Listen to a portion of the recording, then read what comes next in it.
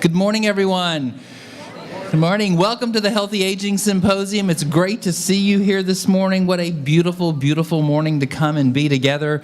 I'm Lee Pullen, the director of the county's Aging and Adult Services Department, and on behalf of our host, the Marin Commission on Aging, we want to welcome you to the 13th Healthy Aging Symposium. So glad to see you here this morning. Our sponsors and our planning committee also want to welcome you. Our sponsors include Marin General, Kaiser, Sutter Health, Scan Health Plan, and Whistle Stop. You'll find their team right here in the very middle. Yay, Whistle Stop. And thank you all for making this our 13th Healthy Aging Symposium. Yay! And you know, your efforts at good health continue to get recognized year after year. Marin County is right there at the top, number 1, number 2, by the Robert Wood Johnson Foundation as the healthiest county in California. This year we're number 2. Next year let's get back to number 1, but it's your efforts that make this such a great place to live our lives and to live well and to enjoy good health. And you know, achieving good health and enjoying good health, you know, it takes many forms. It's eating right, it's exercising, it's getting plenty of rest, and it's having close connections with others, whether that's our spouse, our partner, our family members, our friends, even our pets. It's very, very important that we have those intimate, close relations in our life. It's well documented how important that is. The National Institutes for Health have done study after study to show that the quality and even quantity of our social ties so greatly affect our mental health, our physical health, and how long we live. And in Aging and Adult Services, we want you all to live long and live well, whatever that means to you. And our Commission on Aging works all throughout the year to help us achieve that goal for older adults here in Marin. They represent you to the County Board of Supervisors. They represent you to your local cities and towns, even to state government. And they want to hear from you on matters that are important to you and matters that affect your quality of life here in Marin. They are our host for this meeting, so I would like to ask the commissioners who are here, if you would stand, raise your hand so people can see you, so maybe they can get, and let's thank them for bringing the commission every year to us. Thank you, commissioners. So today's theme is intimacy for healthy living, and we have a fantastic and esteemed lineup of speakers and authors with us here this morning. You can see who they are by looking in your program guide. You all got one of these at registration. When you look at, you'll notice at about 10:15, we're going to take a break. Ladies, your restrooms will be right outside the door here, and gentlemen, if you've been with us before, you know we get sent way back out to the lobby. We're set up by the lounge and pool area, and it may be tempting to stay there, but come on back because you'll want to hear the rest of the speakers for the morning. We'll cap it off by a fun brain exercise, and then at 12 noon, we'll stop, take a short 10-minute break so they can set up for lunch, and then we'll have a healthy lunch together. Our 3 speakers are also noted authors, and during the lunch hour, they will have tables set up right outside where you can purchase their books, get their books signed for you. Again, during the lunch hour, right outside here by registration. Also want to call to your attention, we are recording this morning's discussion and symposium, so if you missed something and want to hear it again, in about a week or so, we'll have it posted on our website. You'll find that on the very back of your program, livelonglivewellmarin.org, where you can watch this again. And lastly, when the speakers finish this morning, we'll have, 10, 15 minutes time for question and answers. We've got a big audience here, so please hold your thoughts until then. There's some index cards on your table. You can jot down your question or what may be coming to mind. When the speakers finish, I'm going to pop back up. We'll start our question and answer. Just hold your index cards up, and some facilitators will get those cards and then direct the questions to the speakers. And I have to say, I feel very fortunate and blessed to be a part of Marin County and to work in a place where there's so many good opportunities and great opportunities for enjoying good health. And in my role as the Aging and Adult Services Director, I feel very fortunate to work with a board of supervisors that shares our vision that Marin be a place where people can live long, live well in an age-friendly community. And I'm especially thankful to Supervisor Kate Sears, who's been our go-to person on the Board of Supervisors for senior and older adult issues. For those who don't know, Supervisor Sears is our elected representative from Southern Marin, District 3.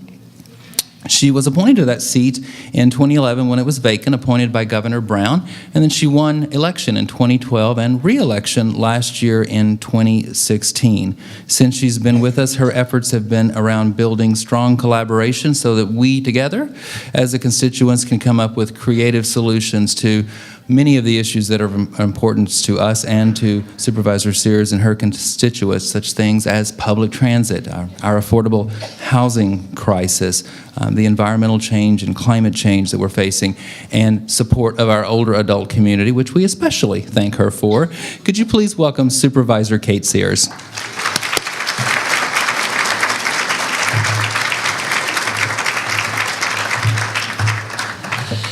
Well, thank you very much, Lee. Lee is really one of the most collaborative and thoughtful people I know, so it's always a pleasure to be introduced by him. And so, good morning, everyone. So each May, across the country, we celebrate Older Americans Month. For some of us who are older, I actually think it should go on longer than 1 month, but we can talk about that later. And for the last 13 years, we've gathered for this Healthy Aging Symposium to honor and celebrate the older residents of Marin. It's my pleasure to be invited here, and I love being able to come back every year as I get older and welcome you to celebrate our annual event. So this year's Older Americans Month theme is Age Out Loud, which is really a call to action. It's not just about giving seniors a voice to reflect what older adults of today have to say. It's really about making sure that our voices are heard. It's about making an impact. It's about aging with attitude. We live, I guess one could say, in times that are very interesting right now. You can fill in the rest. So whatever your political bent might be, whatever cause you support, people are not staying silent. They're voting, participating, turning to social media, and seeking opportunities to express their views, feelings, and values. At marches, people are energized by the sea of people that walk alongside them, and they draw power from the kinship and connections they make along the way. Seniors are among the most visible and loudest of voices, where multiple generations, mothers and daughters, grandparents and grandchildren, strangers and friends alike, come together to advocate for a common cause. As a member of the baby boom generation, I can say that we are really having a field day in particular because we have no problem being loud. So these days, there's really so much going on to fuel anyone's interest, whatever that may be. You can join a commission, a task force, sign up for a cause, attend town hall meetings, hopefully you'll come to Board of Supervisors meetings, contact all of your elected representatives, join a march, or even tweet, although that part makes me a little bit nervous. It's really always a good time to exercise your rights and let your voice be heard. When you are not silent, you are engaged. Older Americans today are redefining what it means to be a senior. We are taking on post-retirement jobs. We're volunteering in our communities and with nonprofits or at various programs and government agencies like the County of Marin. Staying engaged also means connecting to people. Your attendance at today's event shows your commitment to staying engaged by expanding your knowledge and making this a social occasion. We all aspire to stay well and maintain our independence to the very end. Some do that better than others. And as Lee mentioned, we are still one of the healthiest counties in the nation. We did hate that falling down to number 2, so everybody has to work hard this year to get it up at 1. And I tell you, as a Board of Supervisors, we don't like coming in second.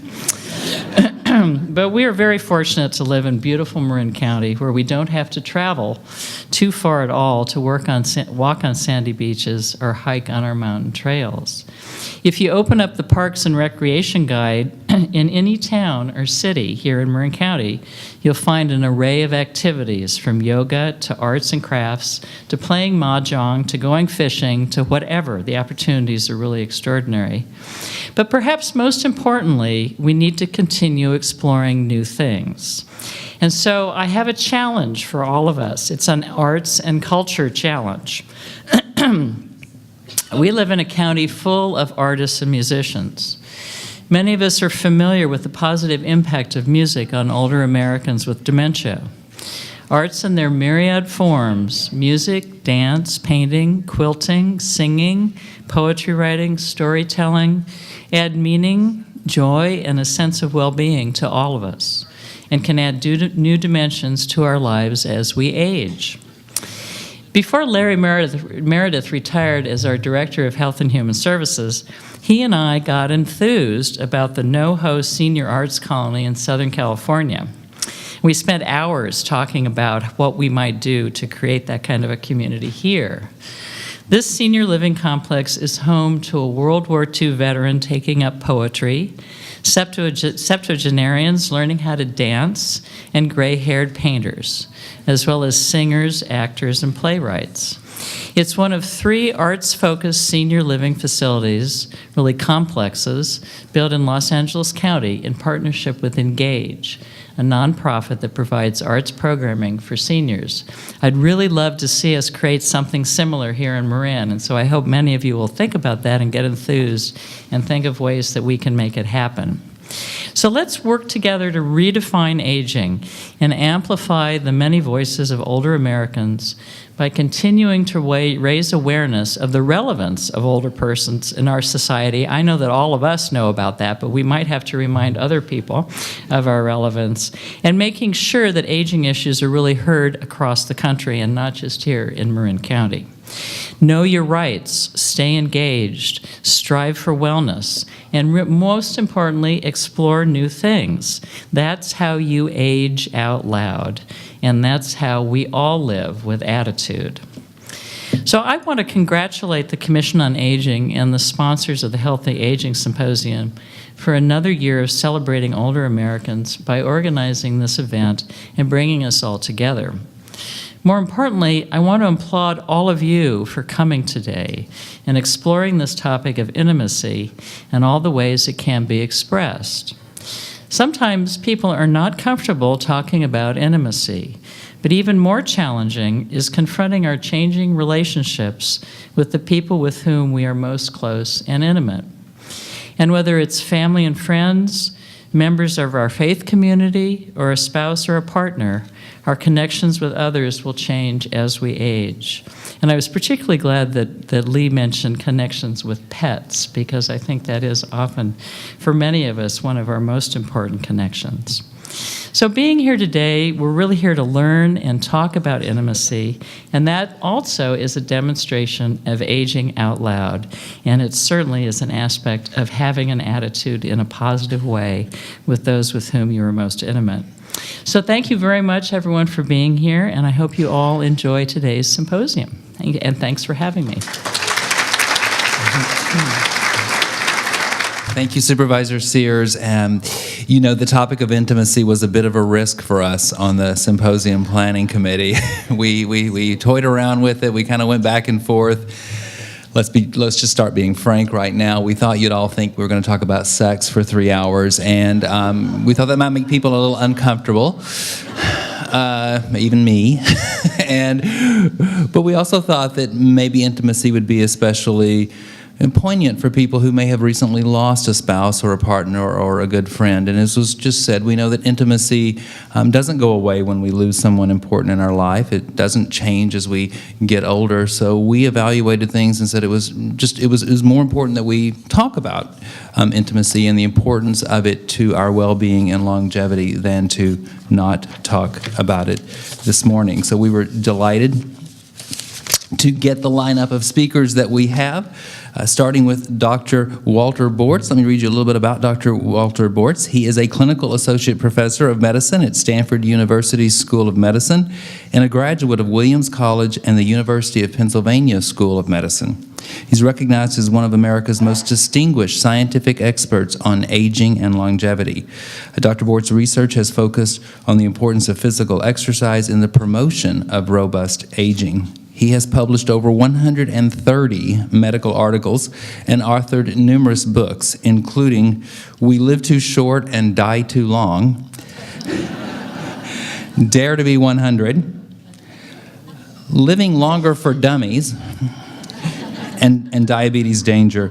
Dr. Bortz is past co-chairman of the American Medical Association's Task Force on Aging, former president of the American Geriatric Society, current chairman of the Medical Advisory Board for the Diabetes Research and Wellness Foundation, and Enough. One more. And senior advisor to Healthy Silicon Valley. Please welcome Dr. Walter Bortz.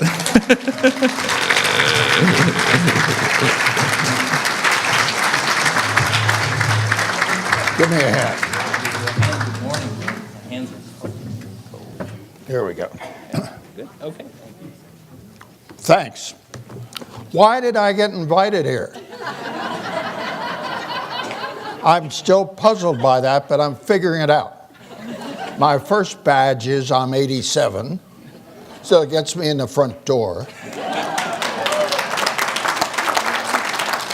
But the second is my wife died. 62 years married, 4 kids, 9 grandkids. So I've got a double credential. And I don't like it. So I'm here to learn because I'm on the prowl. Match doesn't work for me. I've been there, tried that, and I'm struggling. I used to know how when I was 15 years old. But I'm 87 now, and I've kind of forgotten all the world to-dos and not to-dos. But I have a daughter, 2 daughters, who want to fix me up. So Dana says, Daddy, you're 87, and if you're going to start hanging around with women, you got to watch your breath. I said, I'm 87. I haven't thought about my breath in my whole life. But and how about a pedicure? I said, I take care of my nails. I'd be embarrassed if anybody saw me having a pedicure. So it introduces me to a whole different era of my life that I had no training. I was giving a talk in Atlanta 4 months ago, and I said, I'm 87, but you're 27. I was 27 yesterday, and you're going to be 87 tomorrow.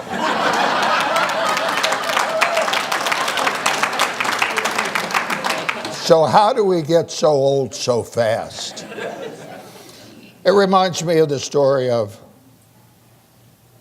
how old would you be if you didn't know how old you were? If you look in a mirror and say, how old is that guy looking back at me? Is it who you are or who you thought you might have been? And I was on the Phil Donahue show some 20 years ago, and it was a hell of a program. It was in Chicago, and they had 4 centenarians. And one was a very salty 101-year-old from Rochester. And she said, Phil, have you heard the story about the old gentleman who was on a crowded bus? And Phil said, uh-oh, what am I into now? So the old fellow sitting there dutifully reading his newspaper, and he looks up, and here's this gorgeous babe in a tight red dress right in front of him.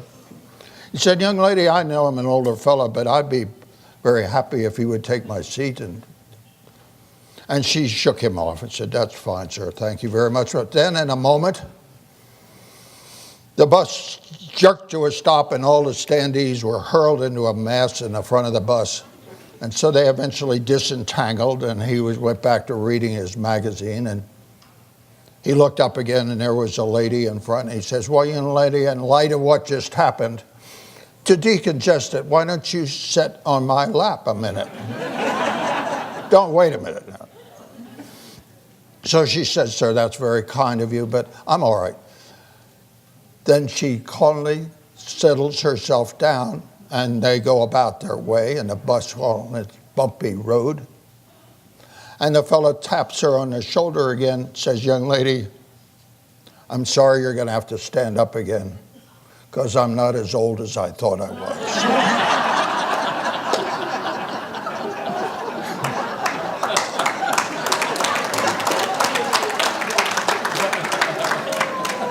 So how old would you be if you didn't know how old you were? So I'm here to talk to you about intimacy, and I know a little bit about it. I'm learning. It's on-the-job training right now. But I'm known in my area of exercise. I've run 45 marathons. I was in Boston when the bomb hit. I was way back. I didn't care about winning. I care about being there.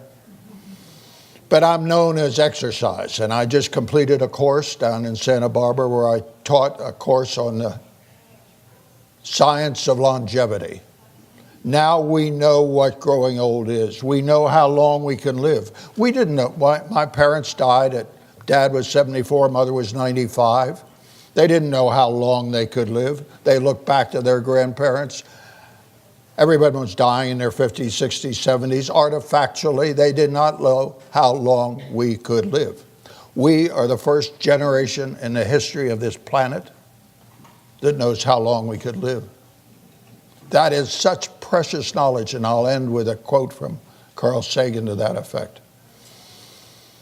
I'm now involved with a group in Los Angeles called the Gerontology Research Group, and they are interesting because they focus not on centenarians. Anybody can be a centenarian these days. But a super centenarian is somebody special. A super centenarian is somebody over 110. So there are a group of people worldwide now, academics, who are studying super centenarians. If you're 110. And there are now recorded 300 worldwide. It is estimated there are another several hundred who have not come out yet. So we're getting older faster. But I know the head of that outfit, and I asked him up to Stanford to talk at one of my conferences I put on there. And he was up there regaling us with these pictures of people 110, 115. And the take-home message of his lecture was, you don't want to be 110. You're pretty well spent out there. And the Greeks had a moral about that, about Tithonus. Tithonus was a mortal, but had the disadvantage of falling in love with Eos.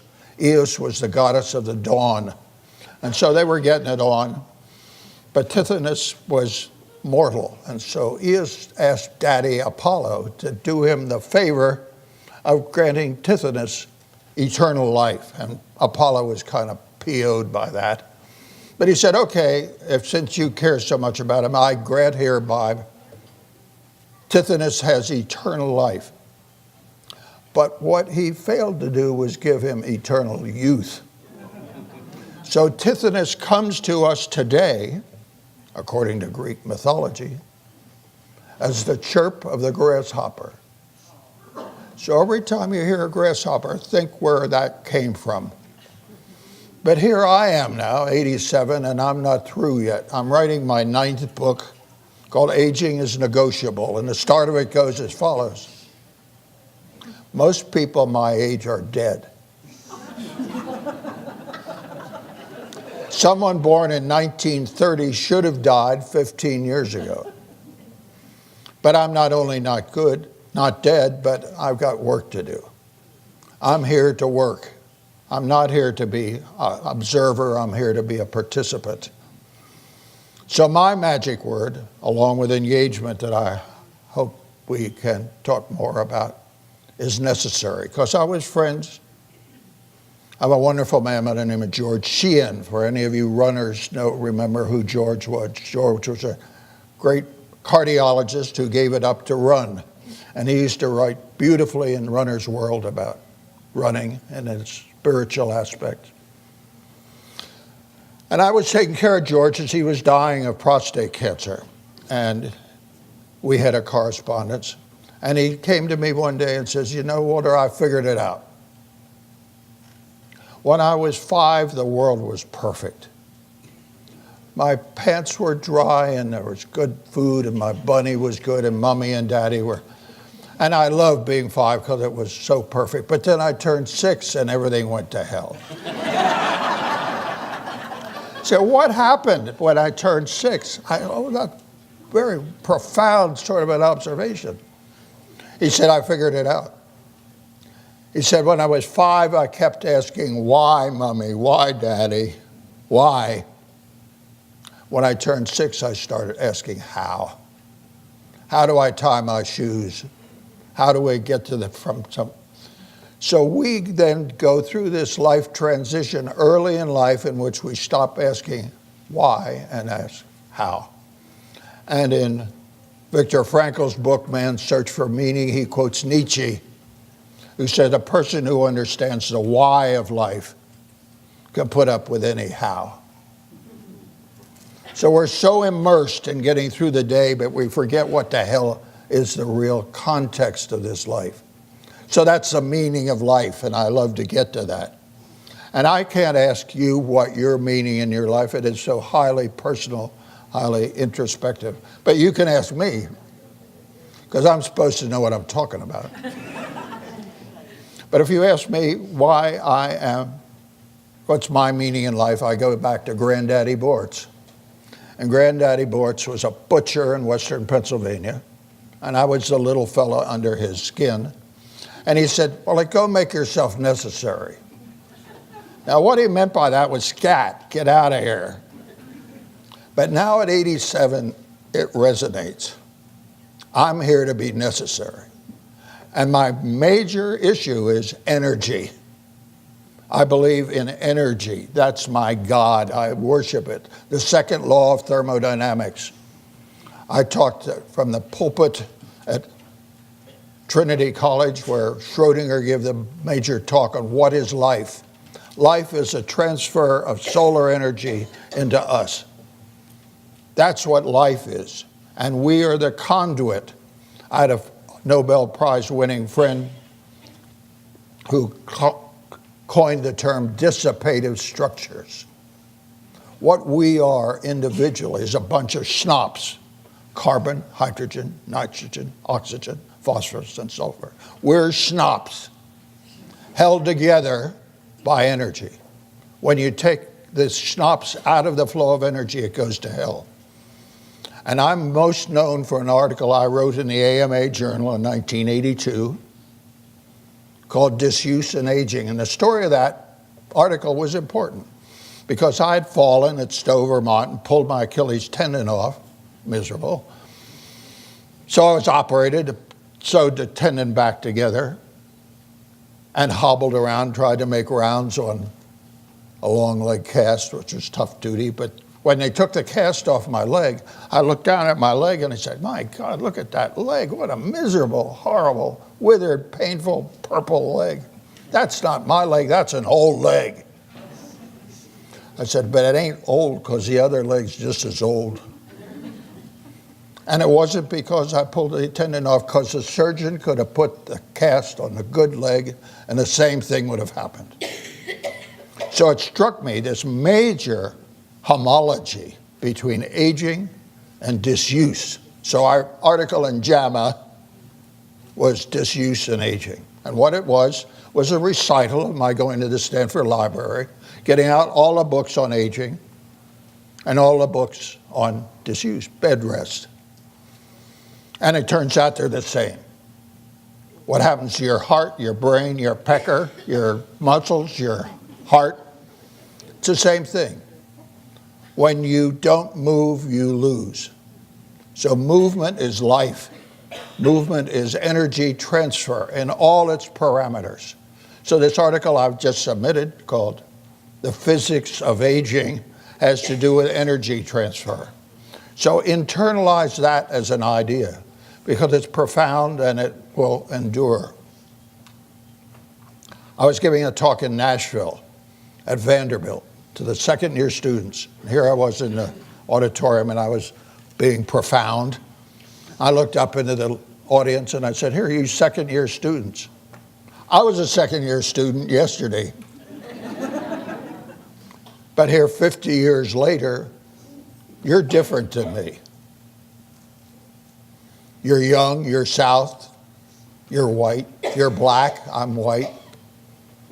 You're female, I'm male. So there were big logistical differences, but bigger differences were knowledge. When I was a second-year medical student at Penn, when I was 25 years old, we didn't know anything. If it had turned us loose, we would have been dangerous. We just got insulin. We didn't know anything about genes. We didn't know anything. We were very boldly ignorant. Now, Moore's law says knowledge expands, doubles every 5-10 years. So you take that, calculate back to what I knew then and what they knew now, it's vastly different. But a bigger difference than knowledge was money. When I was in medical school, medicine was a humble little cottage industry. My dad was a big doctor. My father was president of the AMA. And Dad was a little private doctor, and his patients often paid him with barter. I have in my house oil paintings that were Dad's payment for his services to these. Can you imagine me going into the Stanford accounting office with an oil painting in them? I would like to pay my bill. That'll laugh me out of there. So the difference between these students now and my student me then a short while ago was vastly different. I said, oh, how different we are. But then it struck me. I said, despite these profound differences, the one thing that unites you and me is the mission of medicine. What did I just say? That's pretty good. I said, but what is the mission of medicine? And I didn't know. I've never seen it consecrated in any holy writ. So I made it up, and I offer it to you for amendment or rejection. The mission of medicine is the assertion and assurance of the human potential. The mission of medicine is the assertion and assurance of the human potential. Why are we here? Why are we alive? I submit that's as good a religious calling as there is, to make the most of yourself. So I'm now a student, we are all students, of the human potential. The first thing was, how long do we live? And we didn't know how long we could live. I was a friend of Norman Cousins, one of my great joys. And Norman used to tell the story of Johnny, who was a very dissolute student, who was noticed by his mother one day over in the corner working on a project. She said, Johnny, what are you doing over there? Mom, don't bend. I'm doing something important. What are you doing, Johnny? I demand to know this minute. Okay, Mom, if you got to know what I'm doing, I'm drawing a picture of God. And the mother says, oh, that sounds like something you'd be doing because nobody knows what God looks like. And he says, they will when I get through. So I say to you that we've not known what a whole human life could look like. The oracle at Delphi said, hold this precept most sacred.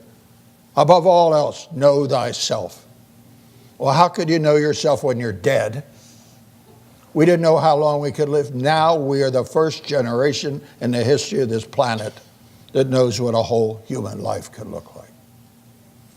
We know how long we can live. We know what the horizontal description of our life portrait is. Do you know that on the other side of your birth certificate is an expiration date?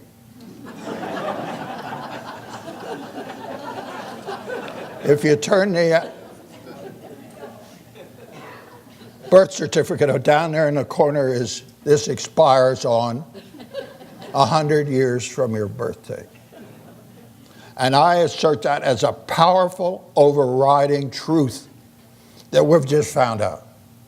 Our natural biologic endowment is 100 healthy years if we don't screw it up. So my book title is Aging is Negotiable. You cannot get away from the laws of thermodynamics, despite what the immortalists claim. There are these frauds out there that tell you you can live to be 180 to baloney. We are deeded a certain lifespan by our physics, and that is immutable. You're not going to live to be 130, 40, 50, no matter who's going to con you into that. But we should live to be 100 healthily. And it's cheap, safe, and it does not depend on your ancestors.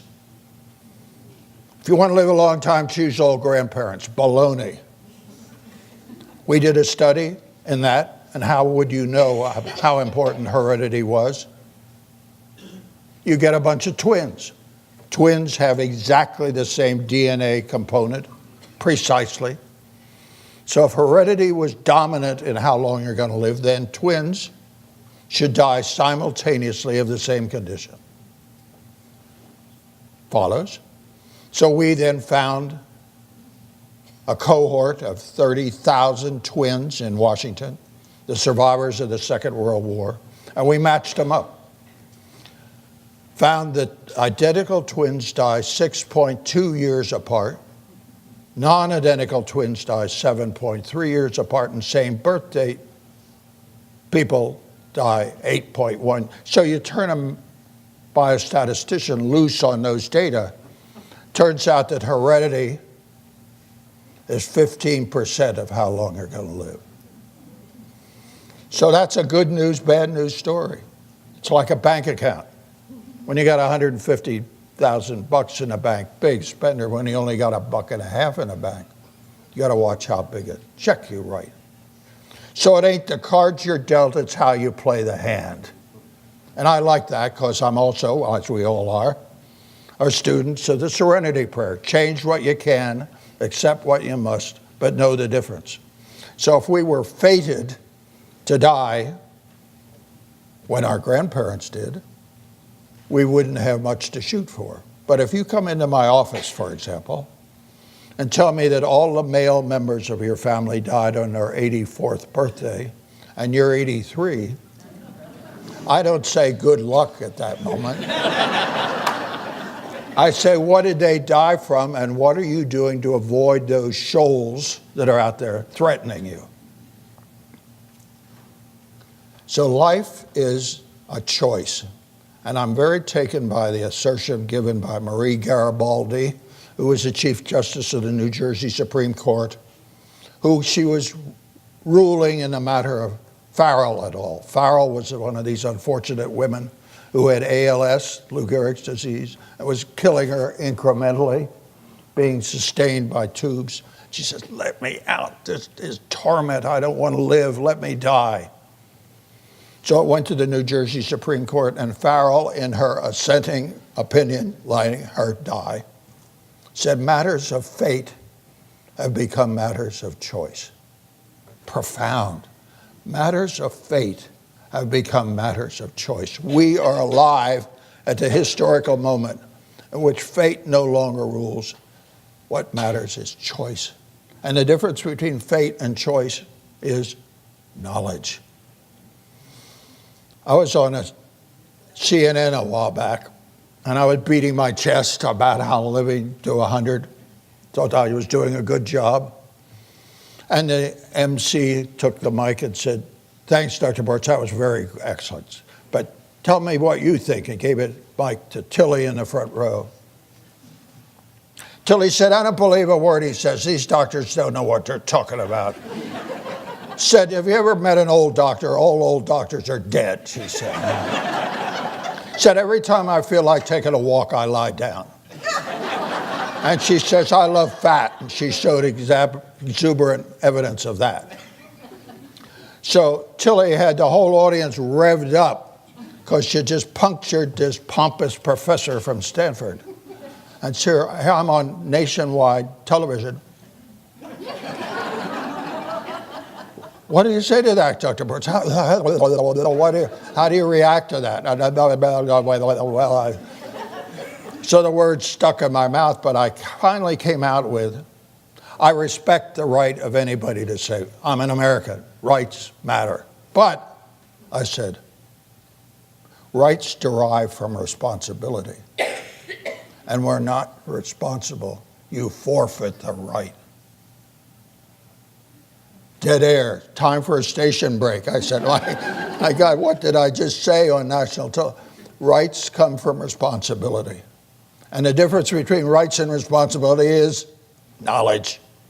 So we are newly franchised to know what a whole human life can. And it's wonderfully challenging, but it's also threatening, because now we have a blueprint. This is how we should live 100 good years. I sometimes invoke the ugly word abortion. Now, we all hate abortion. It just grates at who we are. We can't stand the thought of abortion, unlived life. But I turn it to you and said, if a 70-year-old or 75 or an 80-year-old also is not living to their potential, is that not an abortion? Isn't that an unholy abdication of responsibility? So that's my message to you. I'm learning, but I'm dangerous because I'm lonely.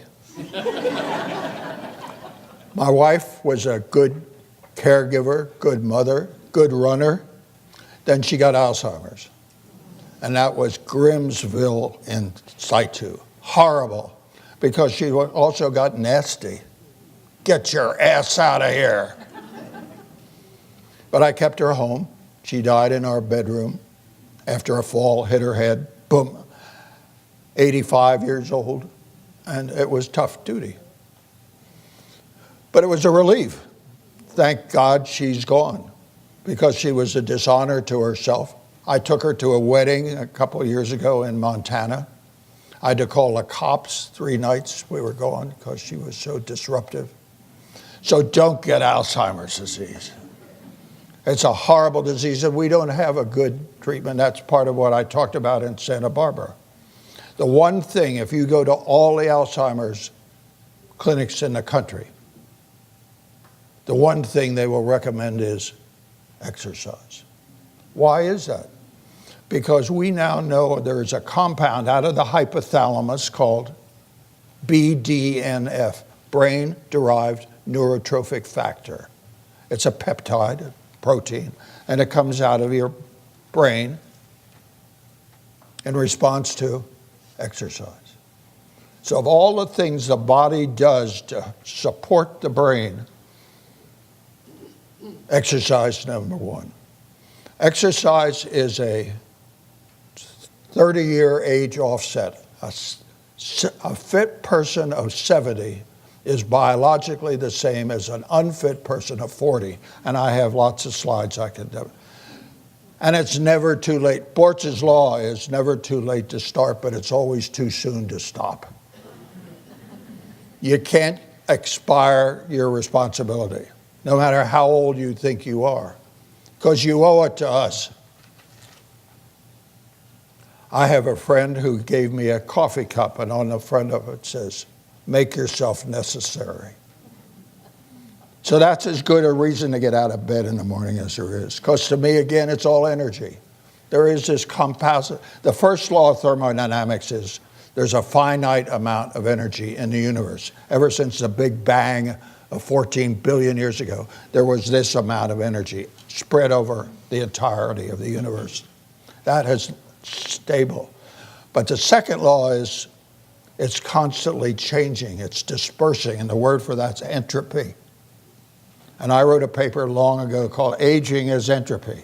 We're born as this little concentric unit, an infant of high energy. Watch a newborn. And as we get along, we're going to increasing disorder, which is by thermophysical principles. Aging is entropy. So it's our responsibility to know this, to husband it, to keep it together. We need to keep ourselves fit and together. 30 years difference. Now I want to close by citing from you a statement here in my book, We Live Too Short and Die Too Long. Had we been born 50 years earlier, we would have wondered, pondered, speculated about these issues, but we could have done nothing about them. Had we been born 50 years later, the answers would, I think, already have been in. Our children will have been taught the answers before most of them will have had an opportunity even to formulate the questions. By far the most exciting, satisfying, and exhilarating time to be alive is a time in which you pass from ignorance to knowledge on these fundamental issues. The age where we begin in wonder and end in understanding. And all of the 4 billion year history of life on our planet, and all of the 4 million year history of the human family, there's only one generation privileged to live through that unique transitional moment, and that generation is ours. Carl Sagan said, understanding is a form of ecstasy. And that is so grappling to me. I love it. I'm happy to be alive. I need intimacy. So if there are any volunteers out there, I have my Viagra in my pocket. So I'm ready. I'm on the prowl, but I'm not doing so good so far. So I'm looking forward to any tips along the way. Thank you for your attention.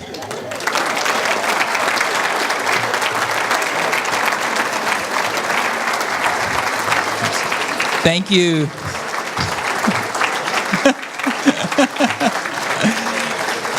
Thank you very much. While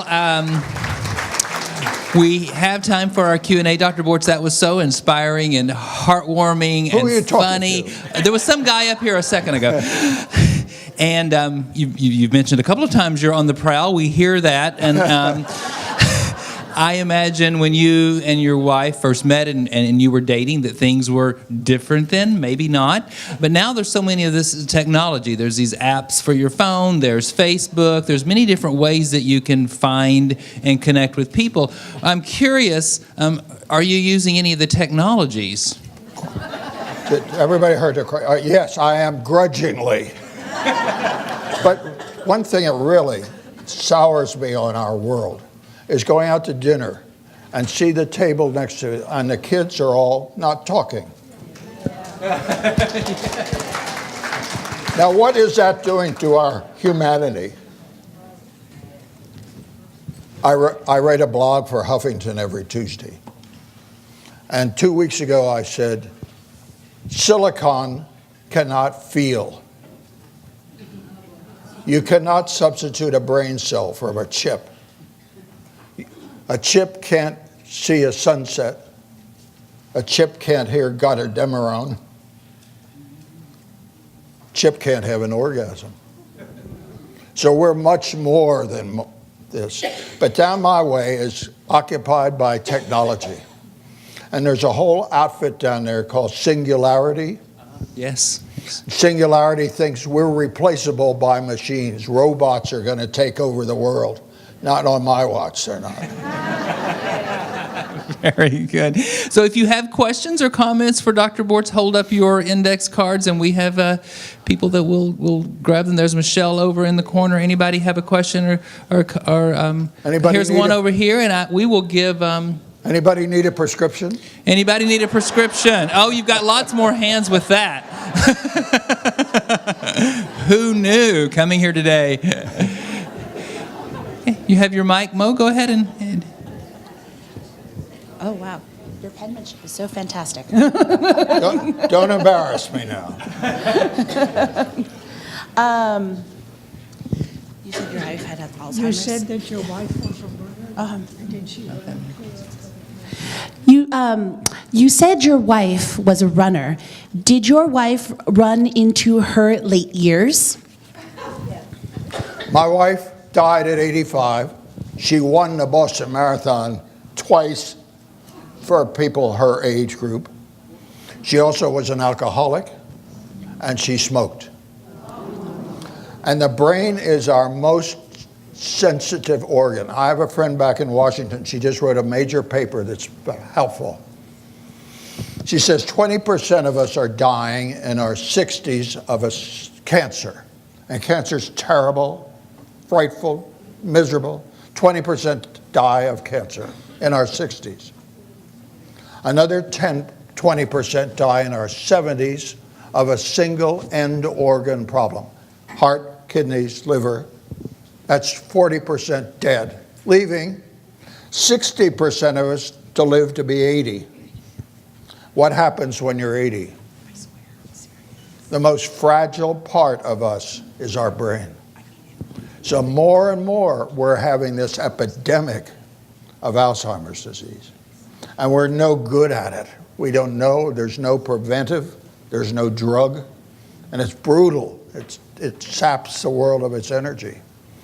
So we must do our damnedest to stay well, and I think we're having a little brain exercise session We a are little bit before later. lunch. We have a question over here. What do you think about utilizing CBDs for pain? Pain is the ultimate did everybody heard the question? And could you tell us what CBDs Yeah. are, because we don't know. Yeah, the question was, what do you think about using CBDs for pain? And we weren't quite sure what CBDs were. Who asked the question? Who asked the question? What is CBD, please? Medical marijuana. What do you think about I'm all using? for marijuana. Okay.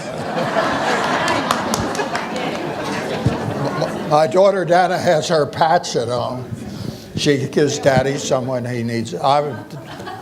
Rarely do I go there, but she uses it for her old neighbors, because the big indignity of the end of life is pain.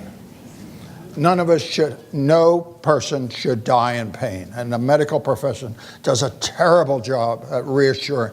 There should be no euthanasia, because people are afraid of dying in an uncontrolled, painful existence.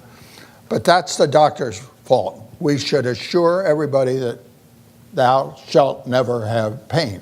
And pot is a very good recipe. We're mature. We're so immature. I fought much up in Sacramento against when is it okay to die. And we don't know that yet. And here's another little take home. When we decide that it's time to die, when we're no longer necessary, when we recognize that our energy quotient is spent, and we're only then ever to be a burden, the way to die is to stop drinking. Not just food. 4 days without fluid and you're dead. And it's cheap, it's safe. All one needs to do is moisten the lips. And it's the normal way to die. But you don't know that because we in the medical profession don't want you to know that. We want to keep charge of you till the last gasp comes. But that's not fair. You should be franchised to know when you can and are able to die. And that's Dr. Bortz's take home for the day. Thank you. Yay. Couple more. Another question over here. Erin has it. So we have a couple more, two with similar themes about the influence of heredity and genetics. Whenever I call my 82-year-old parents, my mom always answers the phone and says, "Can I call you back? Our fitness trainer is here and we're working out." So I've learned to prioritize exercise from my parents. Do you agree that heredity matters in this way? And then a very similar question said that at the aging conference at the College of Marin last year, put on by Stanford, they talked about life expectancy being 25% genetics, 25% lifestyle, and 50% luck. And what do you think about that? Well, thank both really good questions. Most of our determinants, I wrote a paper for the American Journal of Public Health. There are 4 things that kill us. First, like a car. You're a car, be a Ford for a minute. Design, accidents, maintenance, and age. Same thing for a car, same thing. Accidents, maintenance, design, and age. Does design matter? And I quoted statistics. Yes, you could put an exponential of 15% on design. Most of the misformed babies are expelled in utero. Natural abortion. So most babies that are born are okay. So genetic diseases is trifling. leaving us with accidents. Of course, accidents matter. Things happen intercurrently, of which we're not masters. But the biggest thing is maintenance. Like a car, fuel and RPMs. You need the right amount of fuel. The nutrition story I know about. It ain't what you eat, it's how much you eat. And the world is being killed now by obesity. It's the National Geographic quotes globesity. So it's not just America, it's the whole world is getting fat. And we have no good hand. But the surgeons want to operate on you. I said, to operate on a person for obesity is like amputating the fingers of a smoker. It ain't what you got to do. And I had an earlier part of my career dealing with obesity. I used to write articles on it. I had one guy came to me. He weighed 691. And he came to me as a research subject, and I had a big NIH grant, and I put him in my ward for 2 years, paid him $10 a day, and fed him only explicitly what I fed him. He lost 512 pounds. He left my ward weighing 149. We had to take 2 big flaps of fat off his gut.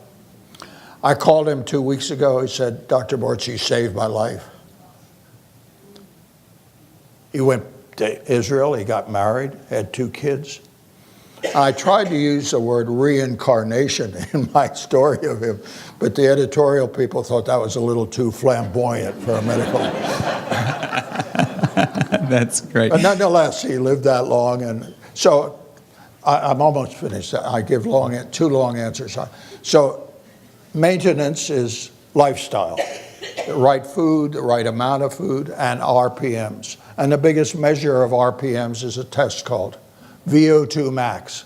VO2 max is how we extract oxygen from the atmosphere and move it to our mitochondria. That lets us live. So VO2 max you measure by putting a clip on your nose and a mouthpiece and then you puff on a treadmill or a bike and measure how you take oxygen. So I had mine measured in Australia when I was down there last year. And I got off the bike and they said, Walter, you're 50. I was 80.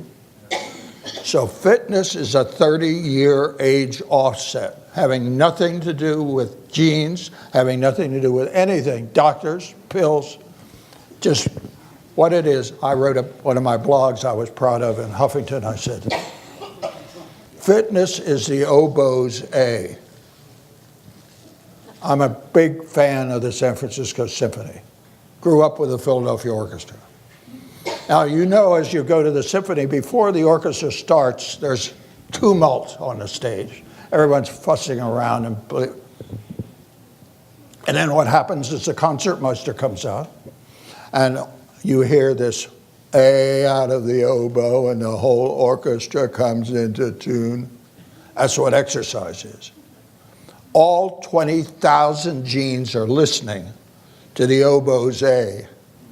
And when you're not fit, everything rattles. But when you're fit, everything comes. Time for another half-hour answer? Would you be up for 1 or 2 more questions? Oh, and then okay, Mo has one over here in this corner. All right. With the framework of what about touching and holding, how can you get your need for touch met if you lose a spouse or a partner? Possibly massage? Please weigh in. How do you do it? Well, you tell me. That's what Well, the second part of the question was, what's your phone number? But I'll let you expound on the first part.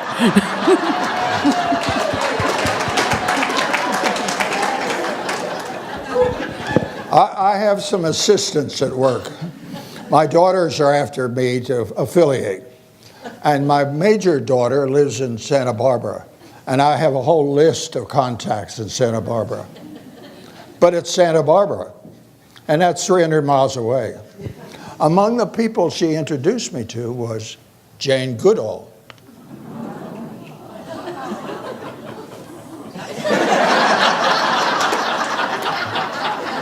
Jane's gorgeous, sleek, magnificent. She lives in London. So I've had this correspondence with her, said, when you pass through. So intimacy is very difficult to accommodate if you live in London. So accessibility is on my list as you go. It's fine to have all the other stuff, but the top of my list is nice. The second is smart. Third is cultured, loving music. Fourth is pretty. Fifth is tender. Accessibility rules it all. Because if you ain't accessible, it's all fantasy.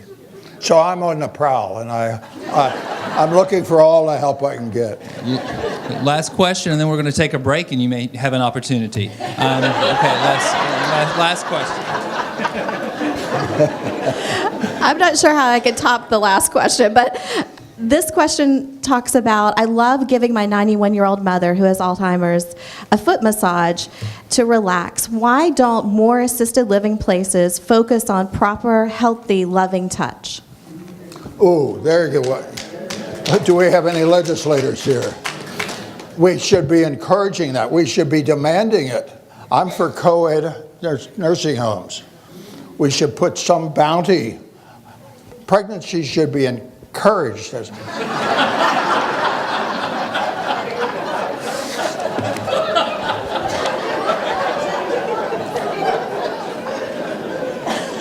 Here's a good one to end on.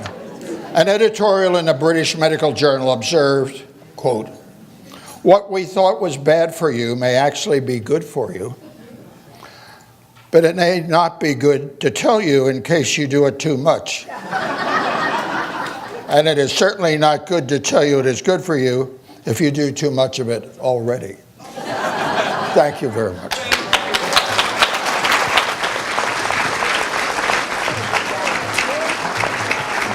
We're going to get started with our second half of our Healthy Aging Symposium, Intimacy for Healthy Living. And I was making a little joke, but I think there it is for Dr. Bortz. What is it, where to find it, and how to keep it? So I'm sure Dr. Bortz is going to be very interested in hearing from Dr. Shapira. He's going to take some notes. That's good. So we're really delighted to have Dr. Shapira with us today. Dr. Shapira has practiced dentistry for over 45 years, and he's also been a clinical gerontologist for over 20 years. He holds a professorship in geriatric medicine, nursing, and dentistry. And he has been the author of a book called A New Wrinkle, What I Learned from Older People Who Never Acted Their Age. It discusses how to age healthy. He's been spending time in China where he's taught. He's received multiple awards for humanitarian service, both here in the United States and in China. Really happy to have him here this morning. Please welcome Dr. Eric Shapira. Thank you. Can you hear me? Is this on? Okay, thank you. Thank you to the Department of Health and Human Services and the Aging Division for inviting me, especially Salam Alaks, who twisted my arm. I just got it out of the cast. And I want to thank all of you for spending time here this morning with us three speakers on behalf of everyone. I'm sure that they'll all thank you again. This is the youngest audience I've had the privilege to speak to in a long time. The last lecture I gave, the room was filled with people who averaged about 96. And one of the things I like to do when I was in this lecture was, if anybody can't see me or hear me, please raise your hand. And that goes for you too. I started lecturing for about 30 minutes, and then I realized that nobody in the room could see me or hear me because nobody raised their hand at the beginning. So that set the tone for that whole thing. So I've got a topic to deal with today, and we can go to the next slide. And I'm being a little bit more, what's the word I want, academic by giving you a slideshow along with my impromptu speaking. Dr. Bortz is a very difficult man to follow. I've done that before. I've learned my lesson, and I'm still learning. He's a wonderful man. He's very educated, and I respect him very much. So, intimacy is the one thing that a person cannot live without. That's a given. And one of the things that I want to preface this with is a quote by a good person in life, was Mahatma Gandhi, who said, "Your beliefs become your thoughts become your words become your actions become your habits become your values, and your values become your destiny." And so I think when it comes to intimacy, it's extremely important to deal lightly with your thinking mechanism. Because we all think in a certain way based on experience, knowledge, learning, but we need to be flexible. We have joints. They need to be flexible, so we need to move, as Dr. Bortz says. Exercise is a priority. But exercising the brain is even more important when it comes to change. Change is constant. And we need to let go of our preconceived notions about sex and intimacy in life, especially when you're on the prowl. Now, Dr. Bortz said he was 87 years young, and what I tell people is to take those two numbers as a gerontologist, add them together, and he's really 15. You are up here. So that'll keep you young altogether, because age is just a number. It's mind over matter. If you don't mind, it doesn't matter. Okay, so the next thing we're going to look at is everything we say or do reveals something about who we are. And you may have gotten some inclination of who I am at this point, but not necessarily. Next slide, please. Life is about sharing ourselves with our humanity, the humanity around us, and especially at this point, the humanity in this room.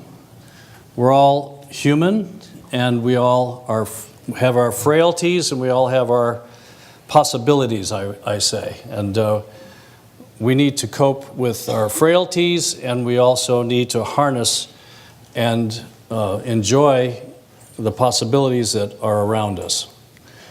Next slide, please. So intimacy is a thing that, you like my two buddies there? Intimacy occurs in all living things, believe it or not. And here's an example of it. And if you see something like this, how many here have pets? That's terrific. There was some recent research saying that kids need to have pets because without them, they cannot realize the full potential of their brains. And it will stunt their learning abilities in the future. So I know from my animals, these are not my animals, but I do have animals, that their love is unconditional. Sometimes we look at another person, or you can look at people in your own life, and the love that you give and the love that you gained may not be unconditional. So intimacy involves a couple of things between you and another person that you're interacting with. Let's see the next slide. We're talking about verbal communication, listening to one another, eye contact, touching, hugging, caressing, whispering. Next slide there. Lying next to one another possibly, laughing together, massaging, sex in any form. And I'll let Dr. Queen discuss that. Next slide. I just kind of threw this up because I still practice dentistry part-time. This is a patient of mine who is 100, going on 103. And she has all her teeth. And she has all her marbles. She's a really nice lady. I respect her a lot. She communicates really well with me. And I appreciate her for who she is. And I'm grateful for her being my patient. But take a look at the picture. You know what I need is a pointer. You have one?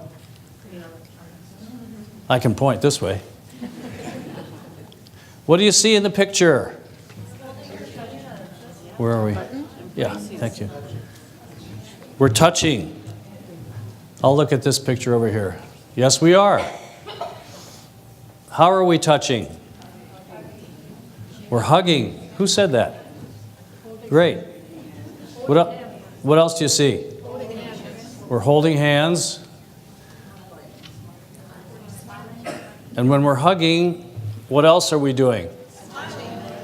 We're what?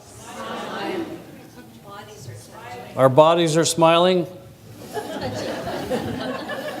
Foreplay. Foreplay, Dr. Bortz says. You really know how to hurt a guy, don't you?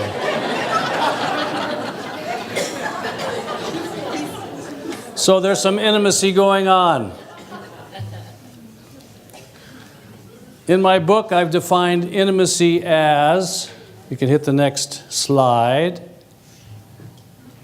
Want to guess? So I said I worked part-time as a dentist. I worked full-time as a clinical gerontologist. And I worked part-time is because I had some neck injuries and I've had 2 neck surgeries. Not fun. I enjoy what I do. I love my profession. It's hard for me to bend over and do dentistry all day. So I don't do it full-time. But I still do it. And if you hit the next slide, please, you'll see that in my book I defined intimacy as in to me see. It's really important for you to look within and share information that may be personal, which I just did. I told you I had some neck surgery and I only practiced part-time. Some of you may have thought that I did it all the time, but I don't. I teach dentistry also. So in terms of being intimate, we can hug our animals. Let's see the next slide. And animals are an integral part of our lives, whether you own one or not. So this is a baby alpaca, and this lovely lady went to the alpaca farm down the street from me and fell in love. This is her first love. And he was just shorn, so he's not so hairy. Into me see. Let's see the next slide, or 2 slides, please. I put this in because sex isn't necessarily intimacy. And it's not absolutely necessary for intimacy. Almost every reference to intimacy in the modern culture is a reference to sex. And again, we may look at it beyond the pubescent notion that sex and intimacy are synonymous. They can be, but they're not necessarily. So you have 2 different interpretations of what intimacy is or is not with reference to having sex of some sort. But let's start way back when. Can we have the next slide, please? The dawn of creation, 4 million years ago. And some of us may remember that. Especially my last lecture when I had a lot of octogenarians and centenarians in the room. Let's hit the next slide. Ancient cave paintings, as you can see, illustrated 100,000 years ago that animals were having sex, but not people. And the archaeologists tell us it wasn't until the paleontologists, 40,000 years ago, that people were shown on cave walls having sex or carving phallic sculptures. These have been found and illustrated. There's just a couple on the slide. And the people that were hanging around about 40,000 years ago had a portrait done. You'll be able to see Mr. and Mrs. whatever their names are. Can we see the next slide? There they are. That's where we started, 40,000 years ago. And this picture apparently depicts primitive man and woman over 1 million years ago. Let's hear, there it is. And it's very, very interesting to see this. However, in the next slide, in repose, you can hit the next button. In this movie, 1 million BC, Raquel Welch. I remember her well. My first sexual fantasy. Thank you, Dr. Queen. Okay. But let's see the next slide. What are people saying? We looked at the primitive people, and they were hugging like I was hugging my patient.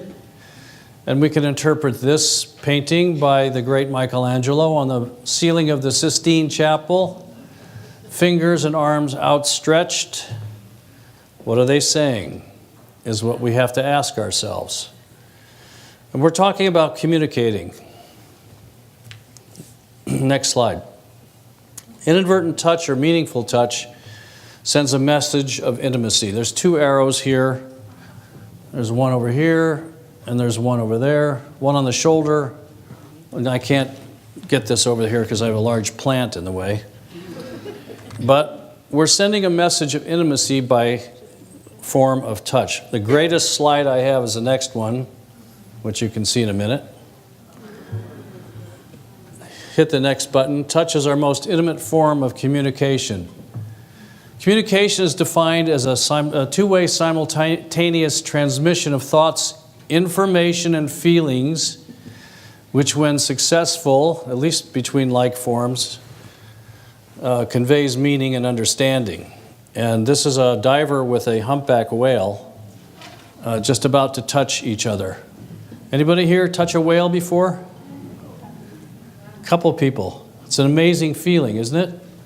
And when they look in your eye, 2 feet away, 1 foot away, or 6 inches away, there is an immediate human-type connection between us.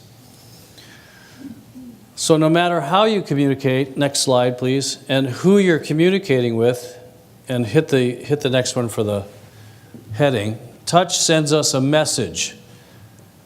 And whether it be with a friend, a partner, a spouse, and hopefully in all those cases they are friends, we're sending a message to somebody by touching them. However, in the next slide, hit it twice, we have vision and smell and taste can detract one to the other or another.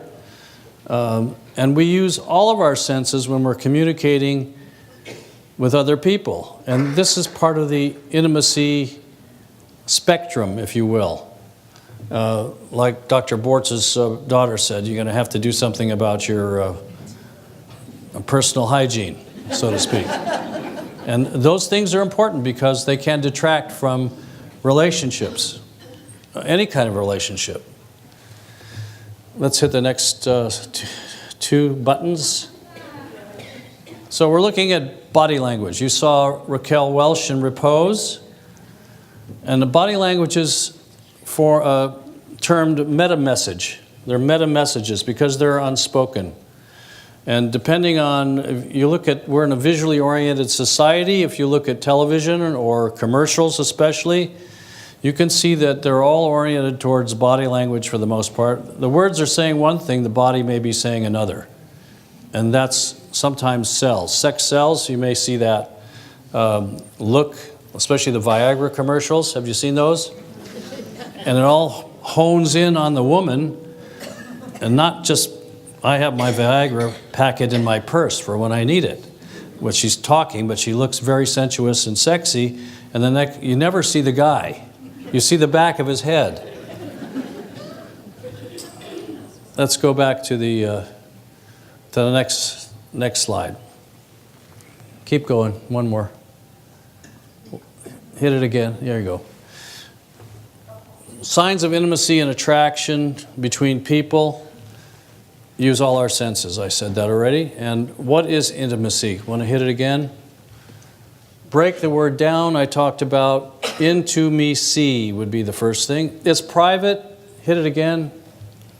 And hit it again. It's private and personal.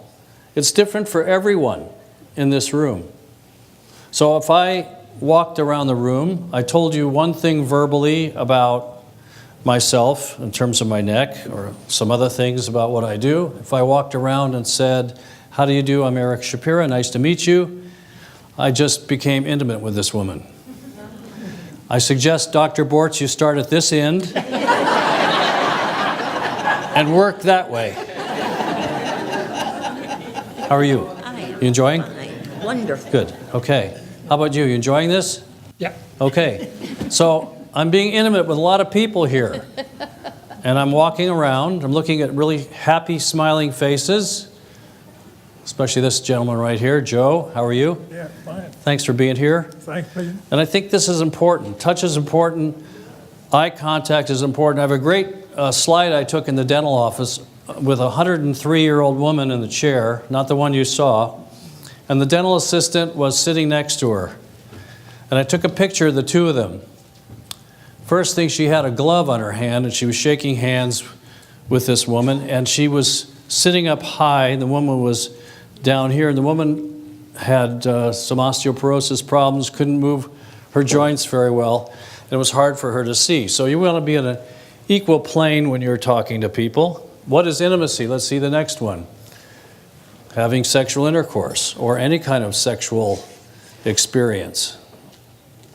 What we're doing now, we're having, the next slide please, an in-depth discussion about what intimacy is. Keep going. I'll invite this lady up. Could you come up here please? Yeah, you. Just come over here please. Look out. You didn't tell me this was part of the experience. No, it today. isn't. So the next thing on here is hugging and holding. And we've been doing this for 40-some years.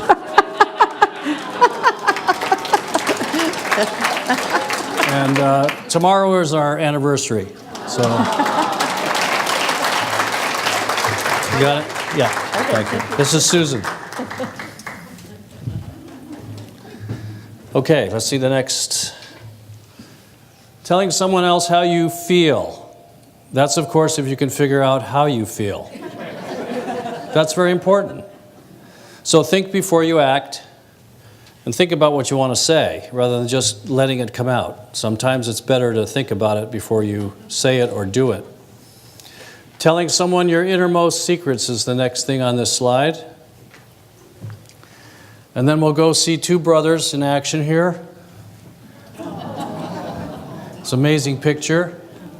They're buds. They're friends. And they tell each other how they feel. Animals speak. I have a copy of my book here just to show you the cover, for one thing. It's got an elephant on the cover. So I was doing a book signing at the San Francisco airport, and a woman came up to me and she said, "Is this about skincare?" Because I don't need any more wrinkles. That's what she told me. So in the book, a new wrinkle is I like your laugh. It's an association between a new experience that you might have. Because after I had some neck surgery and I wasn't practicing, and I never thought I could go back and practice again, even part-time, I looked in the mirror one day and I said, "Who are you?" I looked really hard. Once in a while I look in the mirror and I say, "Is that you, Dad?" But this day I didn't say that. This day I said, "Who are you?" And I was trying to be intimate with myself, and I realized that I'm not the person that's related to the work that I do. Dr. Bortz is a physician. Dr. Queen is a sex therapist. When we think of ourselves, well, what do you do? I'm a sex therapist. Well, who are you? I'm Eric Shapira. And I have to remind myself that I'm an OHB, just like the rest of you, ordinary human being. I'm not a function of what I do, it's who I am. And I had to remind myself that I'm a human being. Let's hit the next slide, please. Hit it twice. Let's talk about love a little bit. That's Cupid and her bow, or his bow. And hit the last slide, hit the next button. There you go. So love, is it an attraction? Can be a desire. And we have pheromones that we know about that attract us without anything through our sense of smell. Desire, our brain goes into high gear. Fidelity, expressions of joy, good parenting, sexual fidelity and or freedom, devotion and commitment True love is more powerful than sex, I believe, although sex doesn't hurt in that context. And agape from the Greek is a deep-seated love, which happens over time. Let's hit the next button. Oop. Let's hit it twice. So let's go back to where the physical act. Go back one. Go back. Sex, a physical act, do you have that up there? There you go. Okay, so I'm just going to skirt this. Sex is a physical act, an expression of love. It can be fun. We know that you extend 4 to 6 calories in an average sexual encounter. It's an intimate gesture. So, Dr. Bortz, when you start again using your Viagra, it's exercise of a different kind. An intimate gesture being one with each other, intimacy potentially dangerous and a risky behavior. And I have to, let's hit it twice again. I have to remind my patients and clients that I talk with who are widows and widowers and who are divorced. In fact, my office building I bought from a couple that got divorced after 60 years. It happens. And then they go online, they meet people, and then they don't know where to start. So it's a tough thing. So sex, the act, I'm sure Dr. Queen will go over this with you, possibly. But there are things here on the left side, but let's hit it one more time so you get the right side. And foreplay, what is it and how do you do it, illustrates excitement and interest. And if possible, mutual masturbation or alone, it is beneficial and it's possible for intimacy and satisfaction. Drugs may be necessary if erectile dysfunction occurs. Time allotted is variable. Intercourse important for intimacy. Afterplay important for relationship to thrive. And pause and repose for acceptance and the visualization and experience of intimacy. I have a little bit about dating. I talk about that in my book. That's the next slide. Go twice. One, online. We see that a lot today. E-dating. Being fixed up. Meeting someone special outside your environment. Meeting someone special by happenstance. Or at a meeting like this, actively looking everywhere. Getting to know someone else is important by accident. Sometimes we meet by accident. He's ahead of me. And I encourage people to nurture their inner child. And here's 2 people doing that. I just hope she doesn't break her neck. And I think we should experiment with things we've never done before, and but go slow. How to choose a partner, next slide. I actually do this exercise with people, and you can do it at home or wherever you want. Draw a circle. Inside the circle, you put all the traits you like about yourself. And then you draw another circle. Inside, you write all the traits you would like to see in a mate. And then the third circle are all the traits that you put for a potential partner you would be willing to compromise on, considering no one is going to have all the ideal qualities you want or have. And I think opposite attracts, so if you get somebody like yourself, you're in for a lot of headbutting. And what we tend to do is try to change people. And we can't do that unless people want to change themselves. So experiment in getting to know all kinds of people you might be interested in knowing better and building intimacy along the way. That's a key thing. Allow for self-realization. There was a psychologist named Maslow, and he came up with a triangle for the things that you need in life: food, clothing, shelter, love. And the whole thing is all about self-realization or self-actualization. And knowing ourselves, we help ourselves know other people a lot better. So hit the next slide, and there we are. You're never too old to find L-O-V-E, love. And there's no parameters on this. There's no rules and there are no laws. Next slide. So ask yourself some initial questions. This is really important. Next slide, please. Yeah, there you go. What is it I really want? Why do I feel the way I do? They're the whys. You're 5 years old.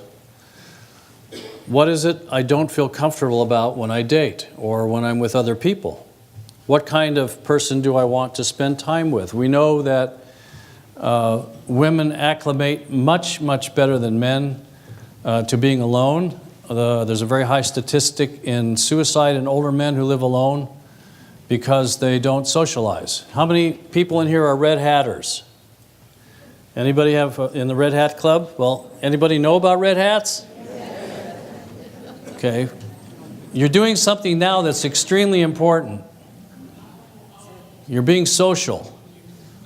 And you're with other people, so you're going to be forced to be intimate to some extent.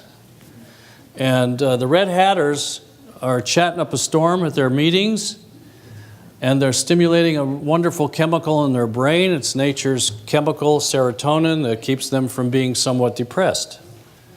So women are much better at integrating in a group setting than men. I'm generalizing, but this is a fact. And they live longer than men.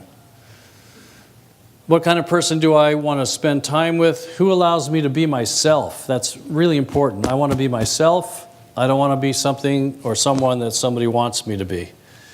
Can I express what I feel to someone that I may not know? And do I know how to love someone else? Do I know what love is? Can I express intimacy? Do I know what that is? Do I love myself? Do I like myself? Do I know myself? 3 last questions are probably the most important that you want to answer. If you can do those things, you can relate to somebody else. And I tell people, here you go, sex after 60 can be fun. This might be considered foreplay. Okay, you can have another spin, but only because it's your birthday.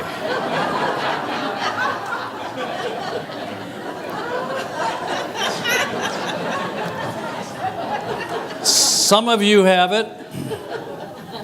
That yellow is the only sign there that says sex. The rest of it says no sex.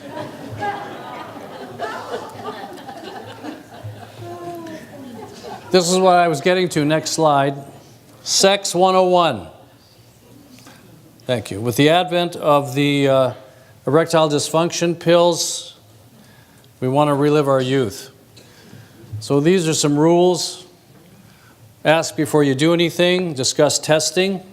Getting tested for HIV, hepatitis, all the hepatitises. There's a national statistic of 35% STDs in people over 65. That's sexually transmitted disease. If you live in Florida, it goes up to 71%.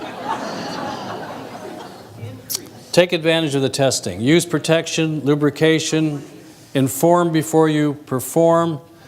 Birth control. Really important. You have to be careful. A lot of people of the older generation are elders that are having sex. They keep the lights off because nudity is birth control for seniors. At least for some of us. I don't know. Ethical considerations for partnership. I'm going to go quickly. We have dementia. They asked me to talk a little bit about that. It's not a fun thing to talk about, but it's real. And in my book, I have 10 stages of intimacy between a caregiver or spouse and a compromised spouse. And I have many clients and patients who ask, you know, my wife or husband has Alzheimer's and I want to have intimacy again, meaning they want to have sex or they want to be with somebody to talk or hold a hand, and they want to do it. They can't do it with their spouse and they want to do it with someone else, and there's a lot of guilt involved. So you have to develop coping skills for that. And you can only do it if you're, let's hit them all down. These are very personal questions. Let's go again down to, these are personal questions. We can only answer these for ourselves. It's really hard for someone to say you can't do something in life or you're not supposed to do something. because my church doesn't allow it, or my rabbi won't let me do this, or so on and so forth. It's a personal conviction that you make, and it's a difficult one, to say the least. One of the clients I just finished with has a wife who's got Alzheimer's. She's in a facility. She doesn't know who he is, and she doesn't talk to him. And he's very sad. So he asked me about finding intimacy with somebody else, and I said, that's your choice. It comes down to personal choice. Okay, the next one. The older you get, the more you realize that it's okay to live a life others don't understand. And that's okay. We're all individuals. Hit the next one. So dementia, Dr. Bortz said, people can get angry. We lose our inhibitions. We get angry, we get sad, we get quiet. It can help a relationship, or it can hinder a relationship. Most of the time the relationship goes down the tubes. But you should know that when you are a caregiver of a spouse or a relative or someone, and you don't get any respite, you have a 45% chance of getting dementia yourself.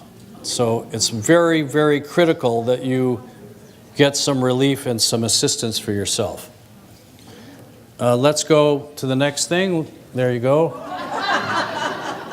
This is a couple dancing in an Alzheimer's memory impaired facility, and there is a loss of memory due to Alzheimer's to some extent. The acute memory, the far memory is there, and this guy probably did that many times in his youth. And I interviewed a few people. One man, I went and asked him about his sex life. He was 85 or 90. His wife was 83. And he said, well, thanks to Viagra, I can have sex every day. I love it. I said, how does your wife feel about it? He said, she's got Alzheimer's and she wouldn't know the difference. And so he has sex with her every day and is enjoying his life. So here's your statistic on caregivers. Perception is their reality in dementia. We can't change things. Only we can change what they do, their actions, by drugs, but we can't change the way they think, because we don't really know or understand how they think. Families can't cope with dementia sometimes, and there's a grieving process that one has to go through. And we need, as I said, to embrace change, not reject it. So memory impaired people need our support and our love. And it's a difficult challenge, I'll put it that way. And even more fun, we talk about forward play. This says, as soon as the Viagra kicks in, the game is on.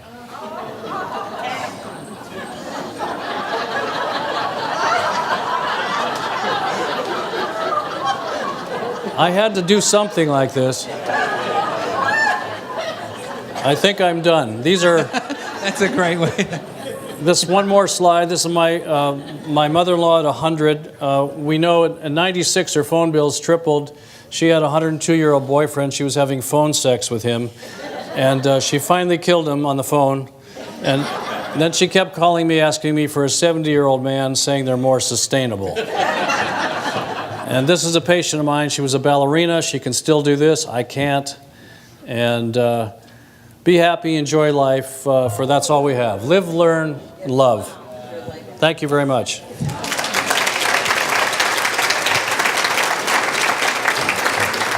Thank you, Dr. Shapira. Wonderful advice and techniques. And as Maureen and Aaron dispatch, if you have a question or for Dr. Shapira, just raise the index card. We'll grab those and offer those up to Dr. Shapira first. A happy anniversary to you and your wife. Thank you. Thank you for sharing the day before with us on this topic. I have a question while we're waiting for the audience. We've done a lot in breaking down some of the barriers around talking about end of life and the changes that happen and how we need to prepare for our healthcare directives and getting our finances in order. And I think people are more comfortable talking to their adult children, or adult children are more comfortable talking to their parents. I doubt that we've got there with adult children talking about sex with their parents. And how can we start that conversation? Because that may be a factor as well, that changes may come about as physical or cognitive changes come about. How can we have that conversation? It's an interesting question. We have a 36-year-old son together, and I have 2 stepdaughters who are a little bit older. And stepdaughters never asked us about our sex life or have interfered in it. My son has been explicit about not knowing anything about it. So he was educated by us, and I'm sure the girls were educated in some way by us as well. But I think you go lightly and test the water.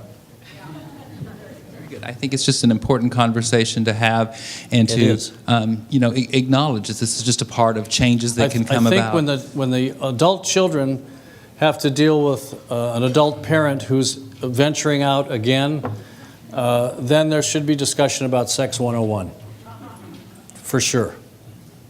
I think those things around protection and all of that stuff, it comes back into our lives. Did we have any questions from the audience for Dr. Shapira? Anything you want, I'm here. This is your chance. Any more techniques? Experiencing this. But I've just learned that my daughter, who is with a partner and newly has a child, has not been having sex with her partner for quite a long while. And it made me very sad because my husband and I have a very healthy and robust sexual relationship. And I'm linking this back to the thing about the being on the phones, which is not really my daughter's situation. But I just wonder if anybody else has that experience, that actually the younger generation is more damaged in terms of their sexual lives than we are, because there's so much that's been made of the availability of sex, and it's talked about from the time they're 10 years old in school with boys. They go to college and they're co-ed bathrooms, and it's all so natural. But I don't know that it really deals with the true issues of intimacy that, frankly, I've only become familiar with as I've aged. Well, thank you. Have you talked to her about it? I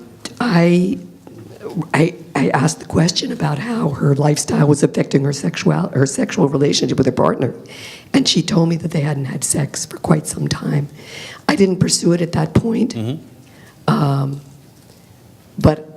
I think if there's an opportunity, I will. I think we have to be careful not to project our own sense of self in our own lives and our own styles and what we do and what we've done onto our children. They're individuals. Read Khalil Gibran's book. They come through you, but they are not you. And everything we do, we're the sum total of all our experiences, which once they leave the nest, you can't control. So I would talk to her. Thank you. Anybody else? Anyone else have a card they've completed to hand? Somebody there.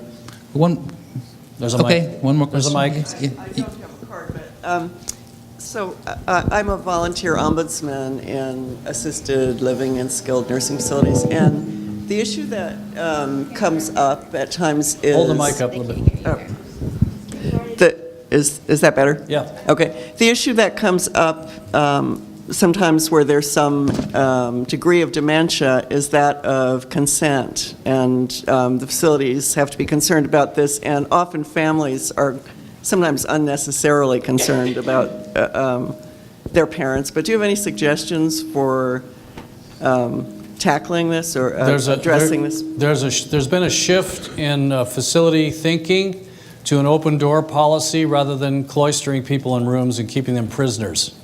And that's where they would need an ombudsman. So in light of that, I think, as I said, perception is their reality. We can't really change that. We can only change what they do in terms of action with drugs or with punishment, which we don't really want to do. So I think the people whose parents or whose children, in some instances, are in communities where you're dealing with memory impairment and loss of inhibitions, they need to be able to cope better with that by getting information about that. I think it's all about education. And I have people in one facility, and with the open door policy, they'll be in bed with each other. They may not do anything except hold each other. In some instances, they may take their clothes off. It's just the way it is. Well, thank you, Dr. Shapira. Thank you very much. But please give Dr. Shapira a hand.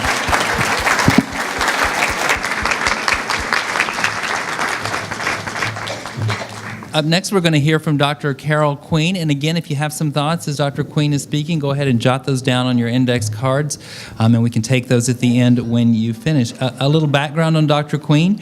She is the staff sexologist and company historian at Good Vibrations, the women-founded sex shop where she has worked since 1990. She's the lead author on the sex and pleasure book, Good Vibrations Guide to Great Sex for Everyone. A noted cultural sexologist whose work has been widely published, Dr. Queen has written or edited several books. She has been speaking publicly about sexuality for over 40 years, and she's addressed many conferences, frequently speaking at colleges as well as to general and specialized audiences. Dr. Queen is the co-founder of the Center for Sex and Culture in San Francisco, and I think that's the most times I've said sex in 1 minute. Please welcome Dr. Carol Queen.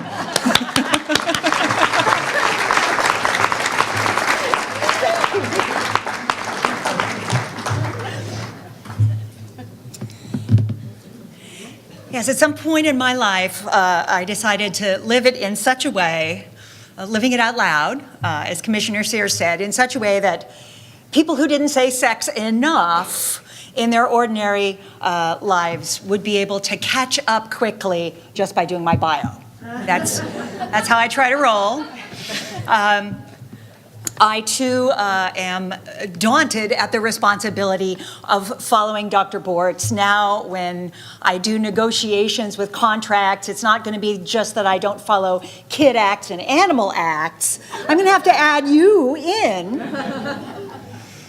It is such a pleasure and an honor to be here, and I'm really happy to be able to bring yet more thoughts about intimacy and sexuality into the room. So hopefully I will be able to build upon what these gentlemen have introduced already. I want to start by saying that people wonder what a sexologist is. I want to just tell you what that is, the definition, so that it differentiates from some other sexuality-related professionals. A sexologist is somebody who is a professional or academic student and teacher around sex, what people do, and how they feel about it, is how they used to put it in my graduate program at the Institute for Advanced Study of Human Sexuality.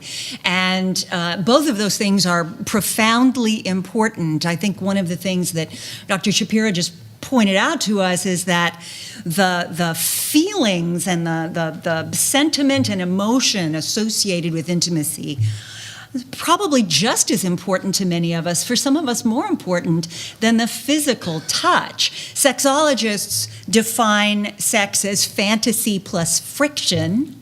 That may seem a little simplistic to some of you, but the fantasy is supposed to evoke the mind and the role of the mind, our thought processes and so forth, and the friction, well, the friction is friction. We give it to ourselves, each other, etc. If there's too much friction, I recommend lubricant. And if you don't know about lubricant, I think if Dr. Bortz is going to tell people that he has Viagra in his pocket, he should tell them that he has lubricant in his other pocket, and that ought to pretty much clear the way for those who are interested and willing. And I just want to say, Good Vibrations was mentioned, and I would invite all of you to come visit us at one of the Good Vibrations stores. There's not one in Marin yet, but we're celebrating our 40th year this year, and we just lost our founder, Joni Blank, last summer. She was a great mentor to me, and I just wanted to call her name into the room. Some of you may know her or know of her, and she has been an important change agent in helping people think about and talk about and communicate about sexuality, which really is what they've asked me to initially start my remarks doing. So, Dr. Bortz said, understanding is a form of ecstasy. I don't think I've ever liked a quote better than that, and I hope that we're all feeling a tiny bit more ecstatic, or at least frisky, by the time I get finished here. Because there's one thing wrong with people's sexual experience who have something wrong with their sexual experience. Many of us don't have any complaints, and yay us. But when people have problems around sexuality, poor understanding of sex and what sex is, what arousal is, how you get there, what it all consists of, what's normal and not normal, that's generally what's to blame. It's the notion that we carry around with us about what sexuality is and is supposed to be. And that's not the same for everybody because we don't all get the same message. Those of you who are of a generation with me or even older, I'm guessing that most of us in the room will not say that we had good sex education. Is there anybody here who feels like they had great sex education? I see a hand. You are a Scandinavian or a Unitarian? I will bet. Hi, exactly right. That's practically like being a Unitarian, except you get to take your clothes off more often, right? Right. Right. And Marin has been a hotbed of the Human Awareness Institute, so I'm so glad you're in the room. So I want to start, I'm so glad that Dr. Shapira added so many ways of understanding sex as it's related to intimacy, because sex can be understood within a relationship, of course. It doesn't have to be understood as occurring within a relationship. Some relationships, as we just heard from one of the attendees, don't have as much sex as others embedded within them. That can change, or that can be constant over the course of a relationship. And all of these differences tend not to be differences that people learn about as part of the range of what we can expect. If it's true that today many people are using porn as their sex education, now I just want to stop by saying that I'm almost 60 years old, and I did my best to use porn as a form of sex education in the 1970s. I didn't find as much of it as I would have liked at the time. It arose as many questions as it answered, but it isn't the case that when people get sex education, they mostly get education about how to be a sexual person. That's not what sex ed consists of. So I want to throw a few more ideas into the room, hopefully that will add, but will patch some of the buggy software that some of us may have gotten. I could do this all day, and I don't have all day to do it, but we're going to see what we can do. I want to start by saying a couple of words, and I got a degree in sociology before I went and got my degree in sexology. Why? Because I realized I was going to be working at the U.S. Census for the rest of my life, or have to be a college professor, and I didn't want to do either thing. I wanted to talk more about sex. So now you know basically the short story of my educational decision making. And one of the things we talked about a lot in sociology was demographics and cultural differences. And it is very true that depending on the culture from which someone comes, the way that people may have understood or been modeled sexual and relational behaviors and communication might vary. If we took the time to get everybody to tell more about your own sex history, the history of your understanding about sexuality, it dawns on you that there is such a thing, how you think you're going to fit into that world of sexuality, we would get a lot of different stories, I would imagine. They would be gender inflected, they would be inflected perhaps according to the decade in which you came of age, your sexual orientation, or more than one, if you have more than one. I know I do. Or, for example, whether or not you grew up in quite a religious household or not. So one of the things that makes a difference when you're talking about cultural background, in sociology, we often sort of referenced that almost as a comparison with ethnic background. I don't think that's really appropriate, and I don't think it's helpful to us to think in terms of, well, all those people over there have that experience and they learn this way. We all learn very different ways depending on who we are, who our folks were, what religion, if anything, etc.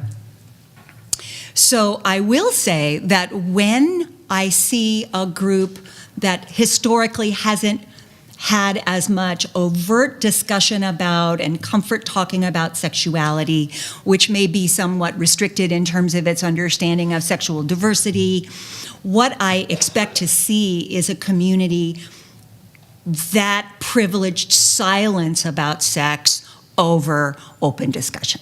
That's what I expect to see, both as a sociologist and a sexologist. And Commissioner Sears talked about living out loud. And of course, many people live out loud in many ways without saying a little more than keeping it private would argue for about their own sexuality.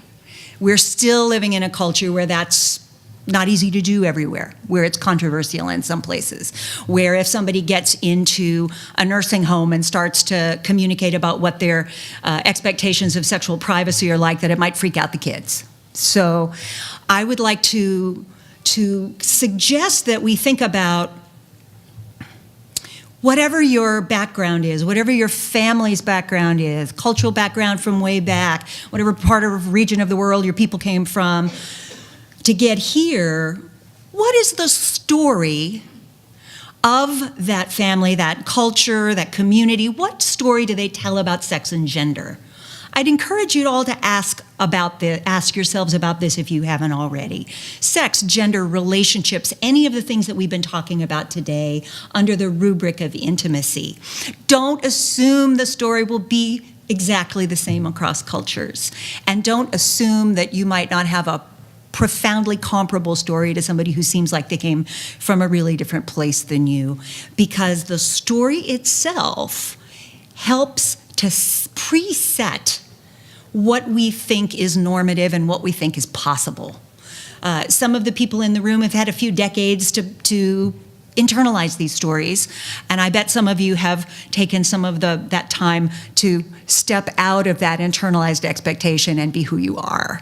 But I want to encourage everybody to think about what that looks like for you, because there's no time like the present, is there? This is the time of our lives when we're beginning to write the chapter that says who we are, how we lived, and how we go out when the time comes. I realize that we've all got a few extra years that have been tacked onto our life expectancy since Dr. Bortz spoke. I personally need a nap now. I don't know if I was planning on 100. Actually, my grandmother beat 100, so it's possible that I will get there regardless of whether or not I try to take walks every single day, but I'm going to do that from now on. Or burn a few calories having sex. Or, now, the longer you do it, the more calories you burn. Then you really want the lubricant. And, some of you know what I'm talking about here. And by the way, when you ask yourself, what is the story that you tell yourself about these things? Sex, gender and gender roles, relationship. Those follow up Dr. Shapira's excellent introductory and searching questions about intimacy so well, don't they?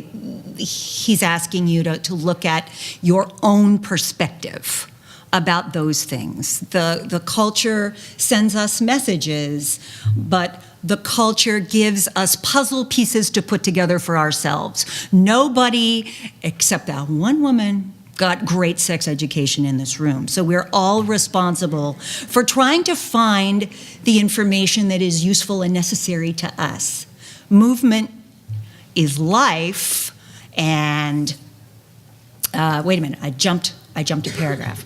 I want to say a little bit about discomfort about sexuality and sexual communication. It is culturally derived often, as I said. There are other places it can come from, too. It can come from having had distressing experiences about sexuality and without having anyone to turn to necessarily, not getting support, not being able to work through difficulties. My own mother was molested by a trusted person when she was 12 years old. She didn't tell anybody about it until she and my father had been married for 30 years. And can I just say it didn't do their relationship a whole lot of good, that they hadn't had a space of intimacy sufficient, a space of trust, or even and that makes it sound like I'm blaming somebody for not creating the space. She had gotten no messages in her life that told her that she could trust, that she could dare, that she could be helped. Right? She may not even have known that there was help that she could have gotten. So those kinds of things can happen to people who have had perfectly good relationships with their culture, their community, their family, as well as people who have had a rough start in those ways as well. But whatever our role is in supporting somebody else or coming to our own truth about things that we need help around, we all do have a role to play in making it safe to speak up about difference, about difficulty, and so forth. And we can do that in our relationships, in our family groupings, in our community groupings. We can do that, and it makes a difference when we do. So there's two ways that this backstory that makes sex difficult for us could really be affecting us, I think. One of them is negative beliefs. When, say, a gay person is told homophobic things when they're coming up. That kind of like when a young woman is told that, her skirt better be longer, or people are going to think she's a slut. Everyone in the room can think of ways in which somebody's been tagged or labeled in these ways, right? I would imagine. And then there's silences.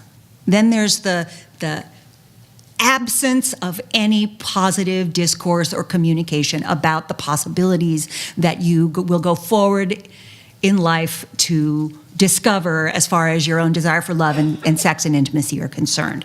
So the former, negative beliefs, send a message of disrespect, but the latter sends a message of discomfort or internalized shame. And I bet some of you can think, as can I, of asking questions of your mother or father or someone else who was a caregiver when you were little, 5-year-old questions, big why questions that tried to help you integrate your life as a little person into the life that you were living as someone who was fledgling and who would be adult eventually if you got that far.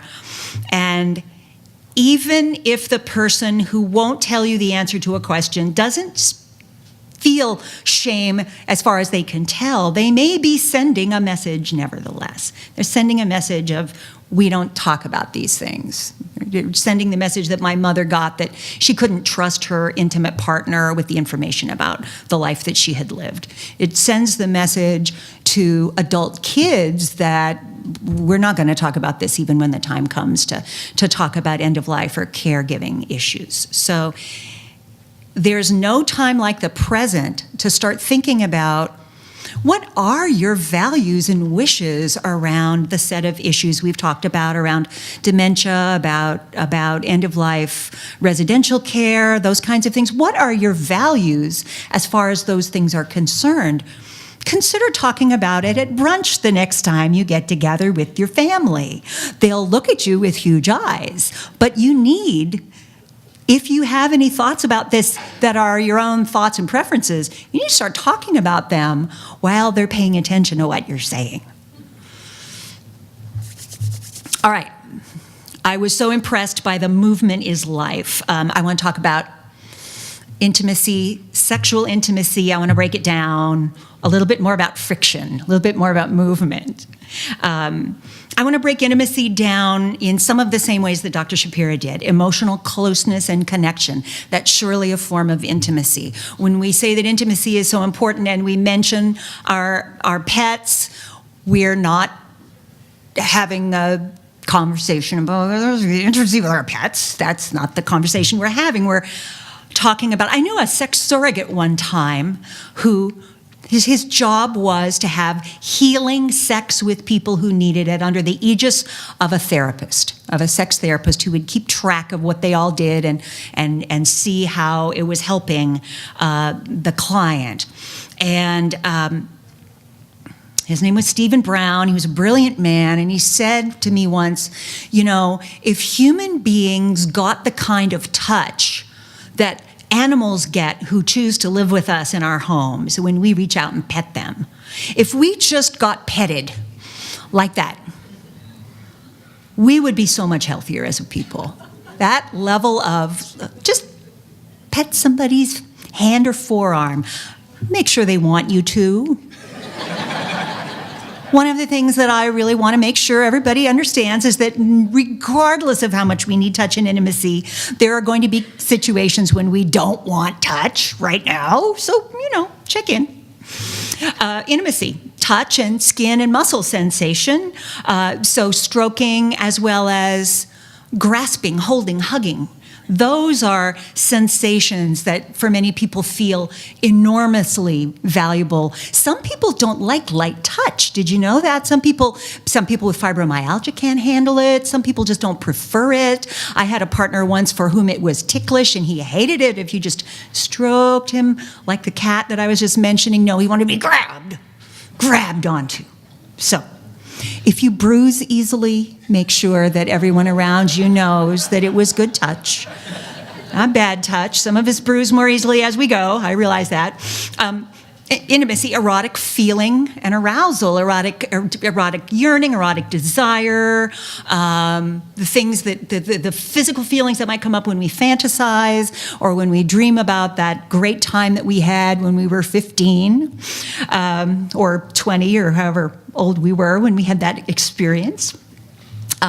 Fantasy and friction, I mentioned that earlier. My partners and I are working on a book about the neurology of pleasure, and I just want to tell you all a fun fact in case you are at a cocktail party, or maybe you're not drinking anymore because you want to get to 100 unimpaired, but whatever, at brunch, after you tell your kids what you want about your intimate decisions, you could also regale them with the fact that there are specialized nerve endings in our body that respond to vibration.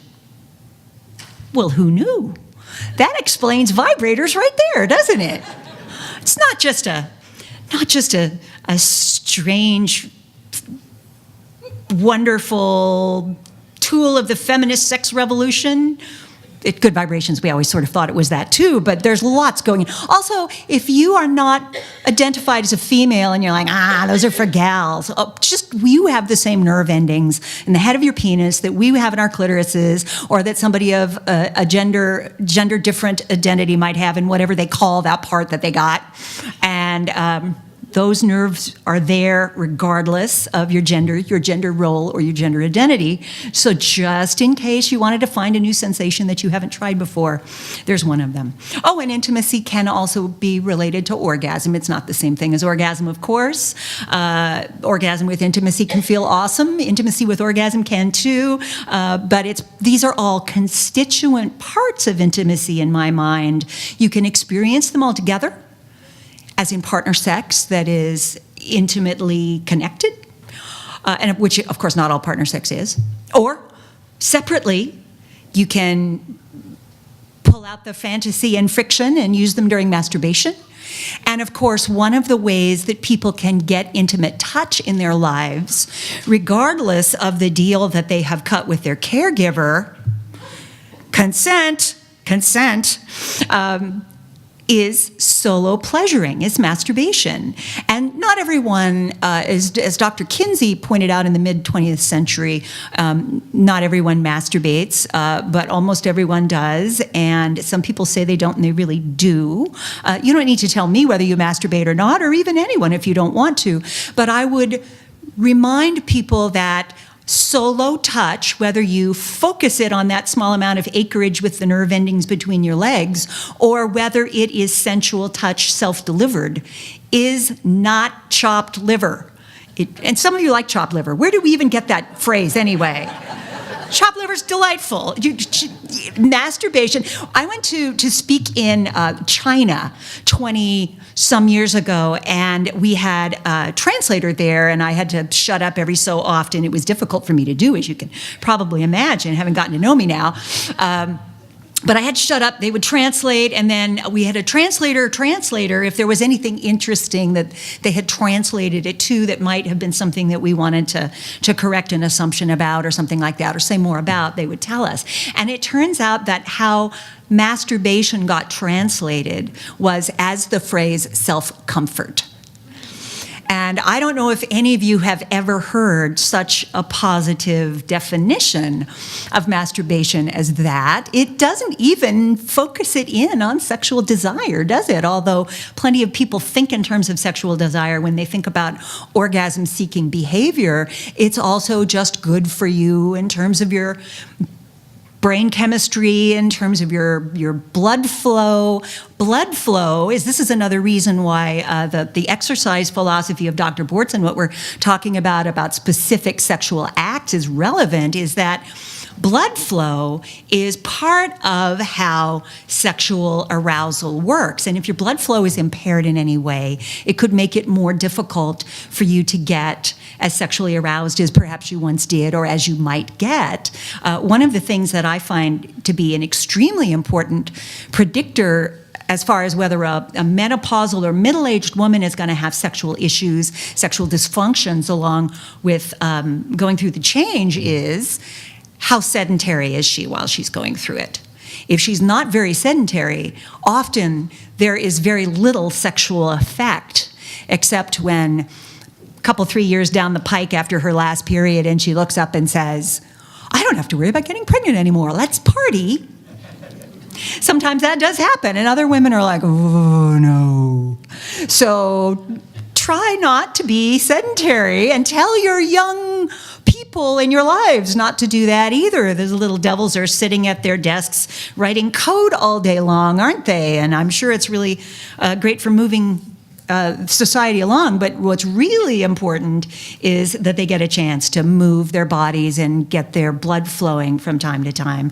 It'll pay great dividends, not only in the kind of aging that they're going to do if we're going to keep up with Dr. Bortz, but it's also going to pay great dividends in terms of their own sexual functioning. So I talked with the group about speaking about masturbation for older women with no partners, but I just want to really say, I'm going to say a few things about that, because I think that there have been some questions about that sent their way at the same time. This is relevant to everybody of every gender identity, whatever you got between your legs, whatever you call it, whether you've thought about it for years or whether you can't stop thinking about it this morning, whether you've been sitting here wondering whether Dr. Bortz has any lube in his pocket or what. It is relevant for everybody, and it's relevant for young people as well as for aging people. So it is not the same thing, masturbation, as sharing coffee in the newspaper in the morning. No, it's not. I mean, you can read articles out loud to yourself if you like.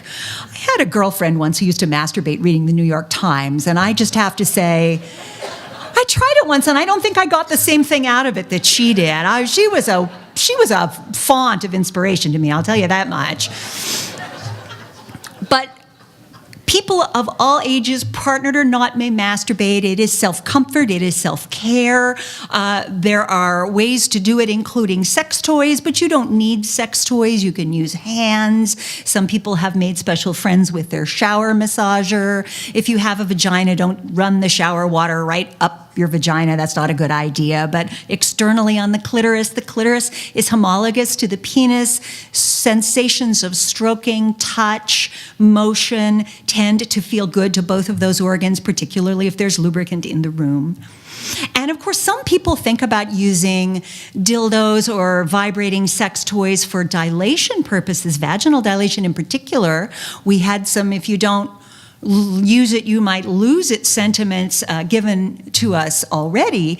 And it does seem to be the case that if somebody doesn't use the parts that they've got, the body starts borrowing proteins from those parts and putting them somewhere else where they can use it. So masturbation is also, although it's a fine sexual act all by itself, it's also a great thing to tide people over in between relationships while a partner is impaired and not able to be sexual with you, etc. If somebody's got a new boo, as the kids are saying these days, and wants to have insertive, say, vaginal sex with them and hasn't had it for a while, starting out solo, getting worked up to this sensation might be valuable. And there are dilator sets that are made nice and smooth, made out of silicone, really easy to clean, that can be used if someone's postmenopausal and hasn't had penetrative sex for quite a while, and maybe also not on HRT, hormone replacement therapy, because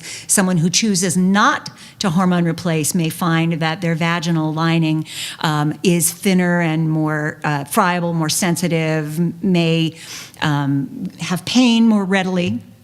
So start small, lubricant, add arousal to the experience. This isn't just You're, like after you get your cast off, you're not just, stretching your elbow out. It's got to be a little more fun than that to be worthwhile, for you to want to do it again a few times before that hot date.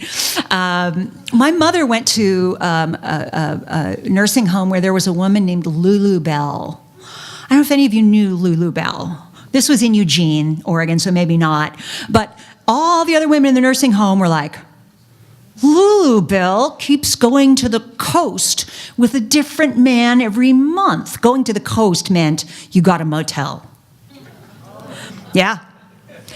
I mean, you all could just drive over to the coast this afternoon if you wanted to. Lulu Bell was in it. In it to win. And she apparently was going through the guys in the nursing home. I'm sorry I can't introduce you to her. She sounds like she was awesome, actually. My mother was like, oh, Lulu Bell. Lulu Bell, I think, didn't need to bother to get any dilators. That's what I fantasize anyway about Lulu Bell. I never talked to her, I don't know. For all I know, they were just having oral sex. And when I say just, I don't mean to make that sound second best, not at all. Oral sex is one of the great goods of human achievement. I'll say that again, one of the great goods of human achievement. And if we're all going to live to be 100, we've got a few more years to keep busy. And I just encourage people to get even better at your oral sex game if that is at all interesting to you. Some people aren't down for it, but others, it's a skill. And a fine one. So a dilation can also be useful after certain kinds of medical treatments, after cancer treatments, after hysterectomy, if someone's trans, after vaginoplasty. Actually, non-trans women, cis women sometimes need vaginoplasty for varying conditions too. Girth is probably a bigger issue than length in most cases. And let me just say a couple more things about safer sex. We've said some things about them, that we heard some scary, thank you, we heard some scary statistics. The incidence is much higher than awareness of it. Many people have been in long-term relationships before safer sex was a thing that we talked about much. A long-term relationship is not a prophylaxis against you having gotten a sexually transmitted disease, though, just so you know. A relationship is not a condom. Just not. Sexually transmitted diseases are germs like any other. They find a warm, wet place to hang out. You can't blame them. That's what they do. That's how they're wired. Most tend toward mucosal areas and being conveyed in bodily secretion. So that's a reason to think about barrier methods like condoms, like gloves. There is no vaccine against most of them, although medical advances are happening, and someday we'll go to the doctor and we'll be all happy when we come out and we don't have to think in terms of these things before. But if you're going to use barriers like condoms, again, make sure you've got lubricant. Very important. Condoms without lubricant are not as comfortable. They're also not as efficacious. They're much more likely to break if there isn't lubricant. Partner communication. Let me just say a couple words about this. Don't come home and shake your Viagra bottle like a maraca. Unless maracas have always been part of your sex life, in which case, go to town. And many of us, particularly women, have never ever made a habit of telling partners what they like, want, don't want. Aging is a perfect excuse to do this. Why?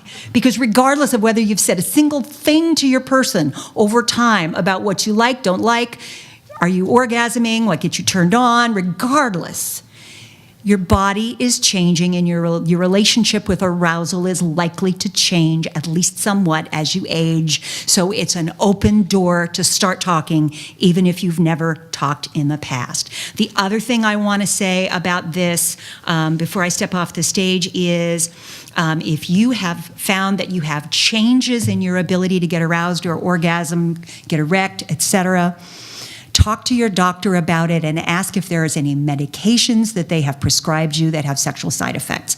In many cases, there will be. In many cases, they won't have told you in advance because they're just trying to save your life, damn it. And that is why they went to medical school in the first place. Dr. Bortz can multitask, but not all doctors do. So ask them and get them to tell you. Thank you very much. It's such an honor to be here. Thank you, Dr. Queen. Thank you very much.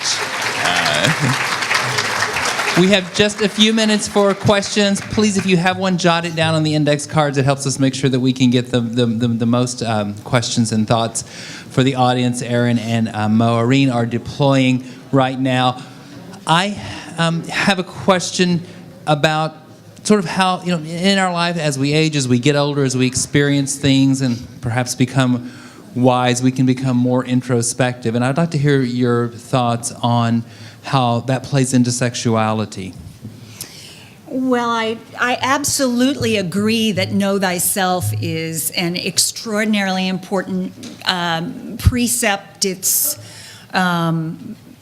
maybe what differentiated us from those good-looking furry people that Dr. Shapira showed us. But we don't know how introspective they were, so I may be speaking out of school here. I think that this notion of asking yourself, what have I learned? What did the culture I came out of want me to learn and know? What does my own experience tell me? Are there any gaps there? Are there any dissonances there? Dissonances, those things are important. And the idea that you have gotten this far in your body, in yourself, in the work you do in the world, in your relationship or relationships, you've gotten this far. Why not try to fine-tune the way you live and are continuing to live the rest of your life out to be as pleasure-filled as possible, as positive and intimacy-filled as possible. And the way you get that in your life is not by staying silent. It's not by refusing to ask yourselves questions about what you want and like. It's doing those things, finding who is appropriate in your life to talk to about. Maybe you want to find a gang of new friends who like to talk about sex if all of your old friends get real nervous when you bring it up. I guarantee you, I have cleaned out some brunch tables in my time when I brought things up. There's no shame in it. You just have to find the right, appropriate people to talk to, and they are out there. The Bay Area is rich in people who think that sexuality is not just a fun, great thing or an enriching life experience, but that it's fascinating. Fascinating. If all of you don't think that sex is interesting, I encourage you to have some more of it and read some books about it and talk to some people about it, and eventually something will come across your radar and you'll go, are you kidding me? Because one of the things that happens when people don't get told very much about what to expect about sexuality is that they invent whole branches of it themselves. Perhaps you yourself are responsible for having invented something that other people would want to know about. So I hope that you will reveal it before your time, because that's how we figure out how diverse we are, how much opportunity we have to enjoy ourselves and our bodies and our psyche and our fantasy world, etc. That's why sex is so great, is because there isn't only one definition of it. Aaron has a question from our audience. So the first question is, how often should one have sex? I.e., don't use it, you lose it. That is a fine question, and actually maybe some of the people who have more medical background than I do can give a specific answer. The recent things that I've been reading say once a week. But not everybody wants to have sex once a week. Some people want to have sex with more frequency than that. I would say that once a week or so, having some sort of erotic experience with touch, if it's solo or a partnered, I don't necessarily think that needs to be inclusive of insertion, say, if somebody's interested in intercourse. That doesn't necessarily need to include that, but for some people that will be the natural culmination of what they want to do and like to do. Getting aroused is probably more important than having an orgasm, than having intermission, because getting aroused is a signal that the blood flow is doing what it's supposed to do to keep your ability for arousal intact. Thank you. And our last question will be from Mo over here on this side. You spoke about external sensations and Viagra. Are there other internal sensations like multiple female orgasms that men can have also? And the second part to the question is, can you recommend a female assist comparable to Viagra? I knew that somebody was going to ask me that last thing. I just knew it. Let me start by saying that certainly there are women who can have multiple orgasms. That's absolutely right. Not all women do, or not, at least not all women have. We don't know for sure if all women can. That's a little hard to test for. But when we define orgasm in males as ejaculation, we run the risk of mistaking the other responses that males can experience that are more comparable to the sorts of multiply orgasmic states that women can experience. Men and women are not opposites. That's a plug and socket bit of nonsense from the 19th century. We are not opposites. We have more in common than we have that differentiates us when it comes to sexuality. The clitoris, the penis, homologous, the G-spot, so-called, the prostate, also analogous, homologous. And some males find that prostate stimulation puts them into multiply orgasmic states that seems pretty comparable to the multiply orgasmic states that some women can achieve.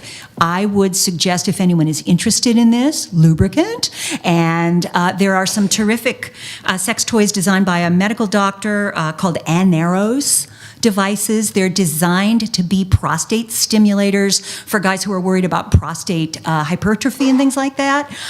If you do have prostate issues and you want to use such a toy or medical device, however you think of it, ask your doctor whether or not it's safe for you to do it. Use lubricant and see if it makes a difference to your ability to feel more sustained arousal or multiply climactic kinds of states. Is there a female Viagra? Viagra can be taken by women, and some women notice a difference in their ability to lubricate, to feel sensation. We're not opposites, but the thing that most women would want a pill for is not the thing that Viagra does. When women talk about wanting pharmaceutical assists, they often talk about desire phase issues, getting aroused in the first place. And Viagra doesn't do that except for the gentleman who's shaking it like a maraca, the sound turns him on. And there's nothing wrong with that. Whatever floats your boat, whatever fantasy works, whatever sound turns you on. I personally like the Pointer Sisters song Slow Hand better than that, but that's just me. And the thing to do is to keep an eye on what medical and pharmaceutical science are doing, because so far we don't have a good enough, in my view, and that of many sexologists, pharmaceutical assist. The best thing to do while we wait for it is to get comfortable with our bodies, to make sure that we have good communicative, intimate relationships where we can share information about ourselves and our readiness, arousal, interest, etc., and practice until such time as Big Pharma brings us a drug that is comparable to Viagra. Thank you, Dr. Queen. In our next 10 minutes before we break for lunch, I'm sure your minds are engaged in all parts of thoughts of our bodies at this moment. We're going to spend a few minutes on a brain exercise, and that's going to be led by Robert Nations. Robert is a retired toy industry executive, so I'm sure it's going to be fun. After 30 years in the toy industry, Mr. Nations now works in the community as a senior advocate. He's the CEO for two companies, Senior Helpers and Minds on Memory. He serves as a commissioner on aging at the Napa County Commission on Aging, and he's the board president for Senior Access located here in San Rafael. He is also the board president for Napa Valley Support Services. Mr. Nation serves on various community committees, and he appears weekly on KVYN 99.3 FM, and I know him as Bob and just an all-around great guy. Please welcome Robert to the stage. Thank you. So I want to start my talk today to tell you that when I was 19, I used to run a 5-minute mile. Because I used to run a lot, because I ran track in college. And today, I couldn't even get close to running a 5-minute mile. Why? Because my body's changed. Number one, I've gained weight. But number two, no matter even if I was the same weight, I still wouldn't be able to run a 5-minute mile anymore, just because it's a natural phenomenon that your body's going to change, and I'm not going to be as sharp in my running as I was. But I'm also not going to be as sharp with my brain, because what happens when you get older, your brain slows down, just like my body slowed down. But one of the things that you can do to keep your brain sharp is to find ways to get your brain engaged. Because what happens as we grow older, we start relying more and more on routines, the routines that run our lives. For example, everyone in this room, I'm going to venture to guess, brushed your teeth this morning, correct? All right. Who gave any thought to it? It's a habit we've done for years, and none of us think about it anymore. I get my toothbrush out, I get my toothpaste, I put it on, I run a little water, turn the water off, brush my teeth, and don't give a thought to it, right? It's a habit.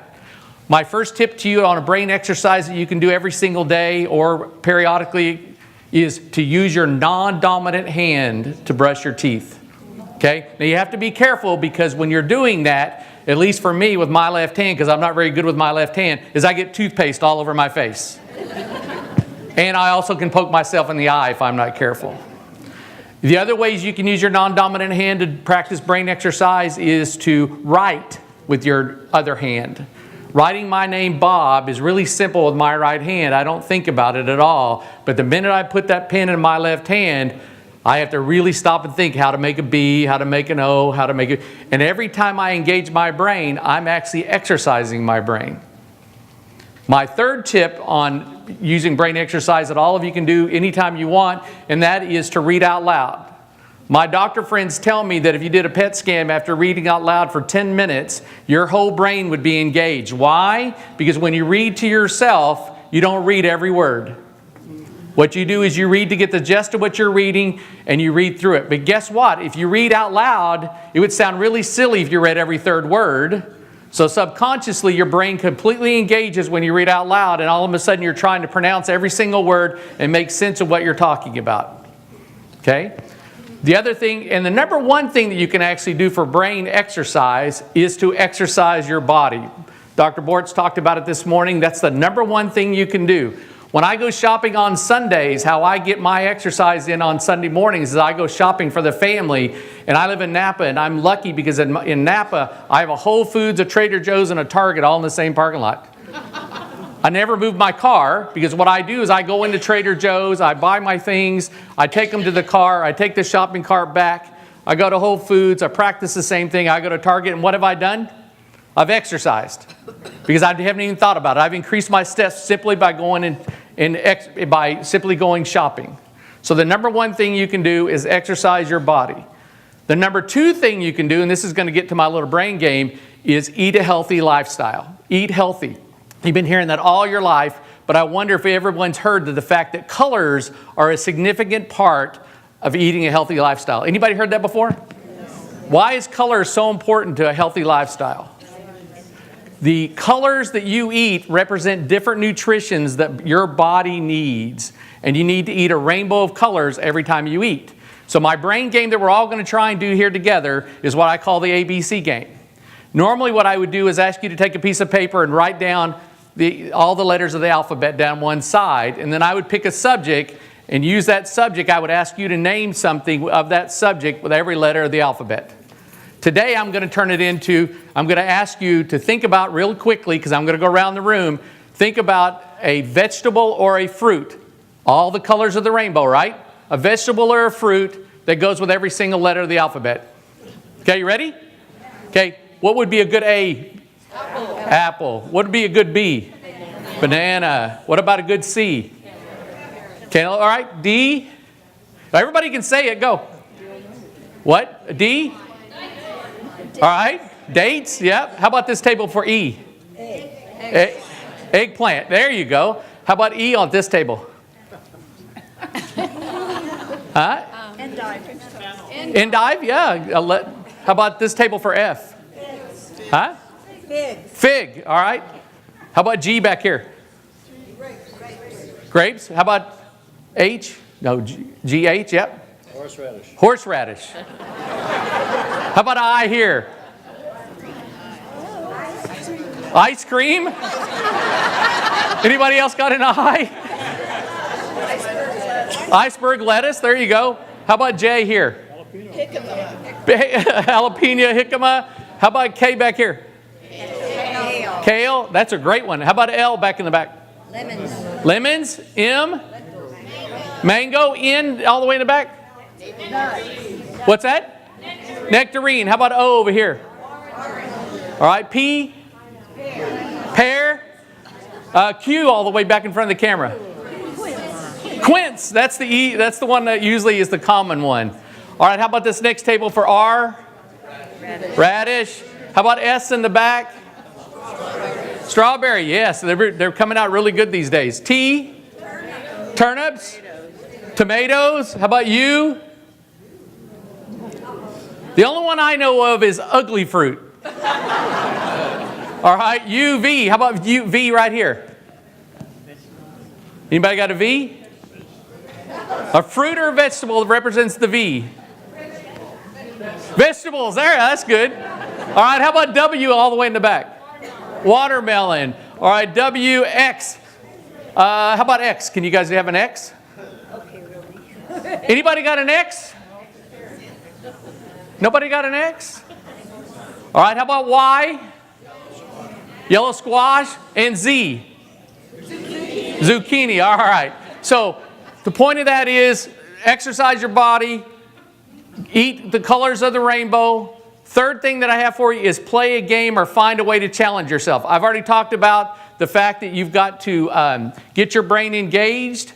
And to tie in with what Dr. Shapira said is you need to engage with people. So playing a game with people is a very good intimate thing that you can do because you sit down at the table, you play a game. What's the game you can play with everybody real easy? I just taught you the ABC game.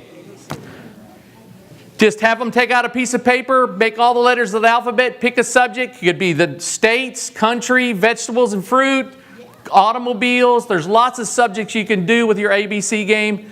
Fourth tip, and I'll wrap it up, is socialization, which also goes to the talk here and all about intimacy, is find ways to stay engaged with your fellow human. It's the most key thing you can do to growing older and keeping your brain engaged, because every time you have a conversation with somebody, you have to follow that conversation and figure out something intelligent to say back, and that's a great brain engaging activity. Thank you, everybody.